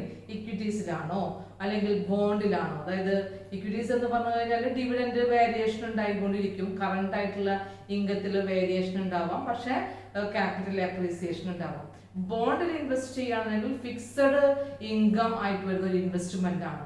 അതേസമയം റിയൽ അസറ്റുകളിലൊക്കെ ഇൻവെസ്റ്റ് ചെയ്യാം. അപ്പൊ അങ്ങനെ ചെയ്യുന്ന ഏതാണെന്നുള്ളത് നമ്മൾ ഡിസൈഡ് ചെയ്യണം. That is the first step. Number 2 എന്ന് പറഞ്ഞു കഴിഞ്ഞാൽ അപ്പൊ അസറ്റ് അലോക്കേഷൻ ചെയ്യുമ്പോൾ നമുക്ക് ഡൊമസ്റ്റിക് ആയിട്ടുള്ള അസറ്റുകളും ചെയ്യാം, ഫോറിൻ ആയിട്ടുള്ള അസറ്റുകളിലൊക്കെ ചെയ്യാം. അപ്പൊ പോർട്ട്ഫോളിയോ എന്ന് പറഞ്ഞു കഴിഞ്ഞാൽ തന്നെ ഈക്വിറ്റീസുകളിൽ ചെയ്യാം, ബോണ്ടിലൊക്കെ ചെയ്യാം. കാരണം ഒരു ഇൻവെസ്റ്റർ എന്ന് പറയുന്ന വ്യക്തി ഇങ്ങനെയുള്ള ഗ്രൂപ്പ് ഓഫ് സെക്യൂരിറ്റീസുകളിൽ ഇൻവെസ്റ്റ്മെന്റ് ചെയ്യുന്നത് തന്നെ അതിനെയാണ് പോർട്ട്ഫോളിയോ എന്ന് പറയുന്നത്. ആ സെക്യൂരിറ്റീസുകളിൽ ചെയ്തു കഴിഞ്ഞാൽ നഷ്ടസാധ്യത ഉണ്ടാകാനുള്ള സാധ്യത ഉണ്ട് അല്ലെ. അപ്പൊ നഷ്ടം ഉണ്ടാകുന്നത് ഒന്നിൽ നിന്ന്, ഇപ്പൊ ബോണ്ടിൽ നഷ്ടം വന്നു കഴിഞ്ഞാൽ അത് ഷെയറിന്റെ ഇൻവെസ്റ്റ്മെന്റ് കൊണ്ട് അതിന് എന്ത് ചെയ്യാം, സെറ്റ് ഓഫ് ചെയ്യാം, ബാലൻസ് ചെയ്ത് കൊണ്ടുപോകാം. ഒരു പരിധി വരെ റിസ്കിനെ മിനിമൈസ് ചെയ്യുന്നതിന് വേണ്ടിയാണ് ഈ പോർട്ട്ഫോളിയോ ചെയ്യുന്നത് തന്നെ. അപ്പൊ ഇവിടെ എന്ന് പറഞ്ഞു കഴിഞ്ഞാൽ അപ്പൊ ഡിസൈഡ് ചെയ്ത് കഴിഞ്ഞാൽ നമ്പർ 2 എന്ന് പറഞ്ഞു കഴിഞ്ഞാല് അസറ്റ് സെലക്ഷൻ ആണ്, ഡിസിഷൻ ആണ്. രണ്ടാമത്തെ point asset selection decision. Asset selection decision. അപ്പൊ അസറ്റിന്റെ കാര്യം നമുക്ക് അറിയാം. ഫിനാൻഷ്യൽ ആയിട്ടുള്ള അസറ്റ് ആണോ റിയൽ ആയിട്ടുള്ള അസറ്റ് ആണോ വേണ്ടത് എന്നുള്ളത് നമുക്കറിയാം. ഇപ്പൊ ഫിനാൻഷ്യൽ അസറ്റുകളാകുമ്പോൾ ഇക്വിറ്റീസ് ആണോ, ബോണ്ടുകളാണോ, അതുപോലെ തന്നെ ഡെറിവേറ്റീവ്സുകളിലാണോ ചെയ്യേണ്ടത്, റിയൽ അസറ്റുകളിലാണോ, അതൊക്കെ നമുക്ക് മ്യൂച്വൽ ഫണ്ടിലാണോ ചെയ്യേണ്ടത്, ഇത് ഏത് ക്ലാസ് ഓഫ് അസറ്റിലാണ് എന്നുള്ളത് സെലക്ട് ചെയ്യണം. ഓരോ അസറ്റുകളും സെലക്ട് ചെയ്യുമ്പോൾ അതിന്റെ റിട്ടേൺസും റിസ്കും നോക്കണം അല്ലെ. അപ്പൊ റിട്ടേൺസും റിസ്കും നമുക്ക് നോക്കാനാണ് ടെക്നിക്കൽ അനാലിസിസും ഫണ്ടമെന്റൽ അനാലിസിസും എന്ത് ചെയ്യണം എന്ന് പറഞ്ഞത്, നമ്മൾ സെക്യൂരിറ്റീസ് അനാലിസിസ് ചെയ്യണം എന്നുള്ളത് പറഞ്ഞത്. അപ്പൊ ഇവിടെ സെലക്ട് ചെയ്തു. തേർഡ് വൺ എന്ന് പറഞ്ഞു കഴിഞ്ഞാൽ അതിന്റെ എക്സിക്യൂഷൻ ആണ്. എക്സിക്യൂഷൻ എന്ന് പറഞ്ഞു കഴിഞ്ഞാൽ നമുക്ക് അതിന്റെ പെർഫോമൻസിനൊക്കെ ഇവാലുവേറ്റ് ചെയ്തുകൊണ്ട് അതിനെ എക്സിക്യൂഷൻ ആ ഇൻവെസ്റ്റ്മെന്റുകളിൽ നമുക്കത് ചെയ്യാമെന്ന് പറയുന്ന ഒരു സെലക്ഷനിലേക്ക് പോകാവുന്നു. സെലക്ഷൻ ചെയ്ത് കഴിഞ്ഞാൽ നമുക്ക് അതിലേക്ക് പോകാവുന്നതാണ്. The third final component of is execution where portfolio is actually put together. നമുക്ക് ഏതൊക്കെ ടൈപ്പിലുള്ള ക്ലാസ് ആയിട്ടുള്ള അസറ്റുകൾ ഉണ്ട് അതിൽ ഒരുമിച്ച് എന്ത് ചെയ്യാണ്, ഇൻവെസ്റ്റ്മെന്റ് ചെയ്യുന്നതാണ്. That is the execution. Okay, ഇനി നമുക്ക് പഠിക്കാനുള്ളത് നാലാമത്തെ പോയിന്റ് ആണ് പെർഫോമൻസ് ഇവാലുവേഷൻ ആണ്. പെർഫോമൻസ് ഇവാലുവേഷൻ എന്ന് പറയുന്നത് ഈ സ്റ്റെപ്പിന്റെ നാലാമത്തെ സ്റ്റെപ്പായിട്ട് വരുന്നതാണ്. ഇത് 3 ഇതിൽ വരുന്ന സ്റ്റെപ്പുകളാണ്. നാലാമത്തെ പെർഫോമൻസ് ഇവാലുവേഷൻ ആണ്. പെർഫോമൻസ് ഇവാലുവേഷൻ നമ്മൾ കൺസ്ട്രക്ഷൻ ഓഫ് പോർട്ട്ഫോളിയോ ചെയ്തു കഴിഞ്ഞാൽ നെക്സ്റ്റ് എന്ന് പറഞ്ഞു കഴിഞ്ഞത് ഇൻവെസ്റ്റ്മെന്റിന്റെ സ്റ്റെപ്പുകളൊക്കെ എടുത്ത് നമ്മൾ ഡിസൈഡ് ചെയ്തു. ഇനി അതിന്റെ പെർഫോമൻസിനെ ഇവാലുവേറ്റ് ചെയ്യണം. പെർഫോമൻസിനെ ഇവാലുവേറ്റ് ചെയ്യുമ്പോൾ നമ്മൾ മെയിൻ ആയിട്ടും ഇൻവെസ്റ്റ്മെന്റിന്റെ ഗോൾഡൻ പ്രിൻസിപ്പിൾ തന്നെയാണ് റിസ്ക് ആൻഡ് റിട്ടേൺ എന്ന് പറയുന്നത്. അപ്പൊ റിസ്കിനെ അഫോർഡബിൾ ആണോ, അതുപോലെ തന്നെ റിസ്കിനെ ടോളറേറ്റ് ചെയ്യാവുന്നതാണോ എന്നുള്ളത് ഓരോ ഇൻവെസ്റ്റ്മെന്റിനെയും നോക്കണം. നമുക്ക് ഇത് ഈ റിസ്ക് എന്ന് പറഞ്ഞാൽ ഹൈ റിസ്ക് ആണ്, അതേസമയം ഹൈ റിട്ടേൺസ് ആണ്.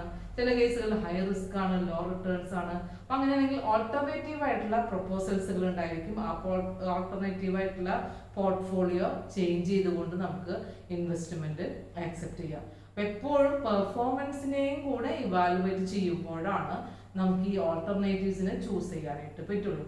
അപ്പോഴാണ് ബെസ്റ്റ് ആയിട്ടുള്ള ഒരു ഓൾട്ടർനേറ്റീവിനെ ഡിസൈഡ് ചെയ്യാനായിട്ട് കഴിയുന്നതും ഇൻവെസ്റ്റ്മെന്റിന്റെ ഒബ്ജക്റ്റീവ് അറ്റൈൻ ചെയ്യാനായിട്ട് കഴിയുന്നു. ഇൻവെസ്റ്റ്മെന്റിന്റെ ഒബ്ജക്റ്റീവ് എന്താണ്? മാക്സിമം റിട്ടേൺസ് ആണ്, മാക്സിമം ക്യാപിറ്റൽ അപ്രീസിയേഷൻ ആണ്, ഫ്യൂച്ചറിൽ ഗെയിൻ ഉണ്ടാകുക എന്നുള്ളതാണ്. അപ്പൊ അങ്ങനെ ചെയ്യണമെന്നുണ്ടെങ്കിൽ ആ പെർഫോമൻസിനെ അത് ചെയ്യണം, ഇവാലുവേഷൻ ചെയ്യണം. ഓക്കെ, നെക്സ്റ്റ് ലാസ്റ്റ് പറയുന്ന സ്റ്റെപ്പാണ് പറയുന്നത് revision of the portfolio. Revise the portfolio. Revise the portfolio. Portfolio revise എന്ന് പറഞ്ഞു കഴിഞ്ഞാൽ അതായത് പീരിയോഡിക്കൽ ആയിട്ടുള്ള റിപ്പീറ്റേഷൻ നമ്മുടെ സാർക്ക് വന്നു കഴിഞ്ഞാലും അത് തന്നെയാണ് ഇവിടെ പറയുന്നത്. നമുക്ക് ഈ ഒരു ഇൻവെസ്റ്റ്മെന്റ് ചെയ്തിട്ടുള്ളതിൽ റിവൈസ് ചെയ്യണമെന്നുണ്ടെങ്കിൽ വീണ്ടും എന്ത് ചെയ്യണം, ഇതുപോലെ തന്നെ ഇൻവെസ്റ്റ്മെന്റ് ഒബ്ജക്റ്റീവിനെ ഡിഫൈൻ ചെയ്യണം, സെക്യൂരിറ്റീസിനെ അനലൈസ് ചെയ്യണം, പോർട്ട്ഫോളിയോ മിനിമം റിസ്കിൽ വരുന്ന മിനിമൈസ് ചെയ്യാനായിട്ട് നമുക്ക് പോർട്ട്ഫോളിയോ ചെയ്യണം. അപ്പോൾ ഇൻവെസ്റ്റ്മെന്റ് ഒബ്ജക്റ്റീവ് എന്ന് പറഞ്ഞു കഴിഞ്ഞാൽ നമുക്ക് ലോങ് ടൈമിലൊക്കെ ആയിരിക്കും ചിലപ്പോൾ അതിന്റെ yield അല്ലെങ്കിൽ ഇൻകം എക്സ്പെക്ട് ചെയ്തല്ല എന്നുള്ളതൊക്കെ മനസ്സിലാവുന്നത്. അപ്പോൾ പുതിയൊരു പോർട്ട്ഫോളിയോ ക്രിയേറ്റ് ചെയ്യാനൊക്കെ ഇതിലൂടെ കഴിയും. അപ്പോൾ നമ്മൾ ആക്സെപ്റ്റ് ചെയ്തിട്ടുള്ള അല്ലെങ്കിൽ ഇൻവെസ്റ്റ് ചെയ്തിട്ടുള്ള സെക്യൂരിറ്റീസുകളെ സെല്ലിങ് ചെയ്തുകൊണ്ട് പുതിയ സെക്യൂരിറ്റീസുകൾ എന്ത് ചെയ്യാം, വാങ്ങിക്കാം. അതായത് റിലേറ്റീവ് ആയിട്ട് വരുന്ന ഒരു പ്രൊപ്പോർഷനിൽ ആ കമ്പോണൻസിന്റെ, അതായത് ഇക്വിറ്റിയിലും ബോണ്ടിലും ഇൻവെസ്റ്റ് ചെയ്തു, ബോണ്ടിലാണ് ഇപ്പൊ നമുക്ക് റിസ്ക് ഉള്ളതെങ്കിൽ ബോണ്ടിനെ ചേഞ്ച് ചെയ്തുകൊണ്ട് ഇക്വിറ്റീസുകളിൽ തന്നെ മറ്റൊരു കമ്പനികളുടെ ഇക്വിറ്റീസുകളിൽ തന്നെ ഇൻവെസ്റ്റ്മെന്റ് ചെയ്യാം. അപ്പോൾ ഇങ്ങനെ ചില കേസുകളിൽ എന്ന് പറഞ്ഞു കഴിഞ്ഞാൽ ഇൻവെസ്റ്റ്മെന്റ് ചെയ്തിട്ടുള്ള ബോണ്ടുകൾ അതിന്റെ ഇപ്പോഴത്തെ നഷ്ടസാധ്യത നോക്കണ്ട, ഭാവിയിൽ എന്തുണ്ടാവാം, ആ ബോണ്ടിന് കൂടുതൽ ഇൻട്രസ്റ്റ് റേറ്റ് കിട്ടാനുള്ള സാധ്യത ഉണ്ടായിരിക്കും. അപ്പൊ അങ്ങനെ വരുമ്പോൾ അട്രാക്റ്റീവ് ആയിട്ടുള്ള ചില സെക്യൂരിറ്റീസുകൾ അൺഅട്രാക്റ്റീവ് ആവാം, അൺഅട്രാക്റ്റീവ് ആയിട്ടുള്ള സെക്യൂരിറ്റീസുകൾ ഭാവിയിൽ അട്രാക്റ്റീവ് ആവാം. ഇങ്ങനെയൊക്കെ ചെയ്യുമെന്നുണ്ടെങ്കിൽ ചെയ്യാൻ പോർട്ട്ഫോളിയോയിൽ സംഭവിക്കുന്നത് ഉള്ളത് കൊണ്ട് തന്നെ ഒരു പീരിയോഡിക്കൽ ആയിട്ടുള്ള റിപ്പീറ്റേഷൻ ആണ് ഇവിടെ വരുന്നത്. അതുകൊണ്ട് റിവൈസ് ദ പോർട്ട്ഫോളിയോ എന്നുള്ളതാണ് ഒരു ഇൻവെസ്റ്റ്മെന്റ് പ്രോസസ്സിന്റെ ലാസ്റ്റ് സ്റ്റേജ് ആയിട്ട് പറയുന്നത്. ഈ 4-5 സ്റ്റേജും പഠിച്ചു കഴിഞ്ഞാൽ നമുക്ക് മനസ്സിലാവും. ഇതിപ്പോ വളരെ ബ്രീഫ് ആയിട്ടാണ് ഈ ഒരു പോയിന്റ്സുകളൊക്കെ പറയുന്നത്. കാരണം നമുക്ക് ഇതിനെ കൊണ്ട് വളരെ ഡീറ്റെയിൽ ആയിട്ട് ഈ ഡെപ്റ്റ് അനാലിസിസ്, അതുപോലെ തന്നെ ഇക്വിറ്റി അനാലിസിസ്, പോർട്ട്ഫോളിയോ അനാലിസിസ് എന്ന് പറയുന്ന 3 ചാപ്റ്ററുകൾ വരുന്ന പാഠഭാഗങ്ങളിൽ വരുന്നുണ്ട്. അവിടൊക്കെ ഇതിന്റെ ഡീറ്റെയിൽ ആയിട്ടൊരു ഐഡിയ പറയുന്നുണ്ട്. അപ്പൊ നമുക്ക് വളരെ ഡീറ്റെയിൽ ആയിട്ട് അത് മനസ്സിലാകും. പക്ഷെ ഇവിടെ നമുക്ക് ഈ ഒരു സ്റ്റെപ്പ് പറയുമ്പോൾ അതിനെ വളരെ വിശാലമായി എക്സ്പ്ലെയിൻ ചെയ്യാനുള്ള സമയക്കുറവുള്ളത് കൊണ്ട് ഈ പോയിന്റ്സുകളൊക്കെ ഒന്നും കൂടെ എന്ത് ചെയ്യാണ്, ഷോർട്ടാക്കി പറഞ്ഞെന്നുള്ളൂ. നമുക്ക് വളരെയധികം ഡിസ്കസ് ചെയ്യാനുള്ള ടോപ്പിക്കാണ്. ഇന്നത്തെ ക്ലാസ് ഇവിടെ നിർത്താണ്. നമ്മൾ ആദ്യം പറഞ്ഞത് factors influencing investment decision. Second ടോപ്പിക്കായിട്ട് ഡിസ്കസ് ചെയ്തിട്ടുള്ളത് investment process. Okay, thank U.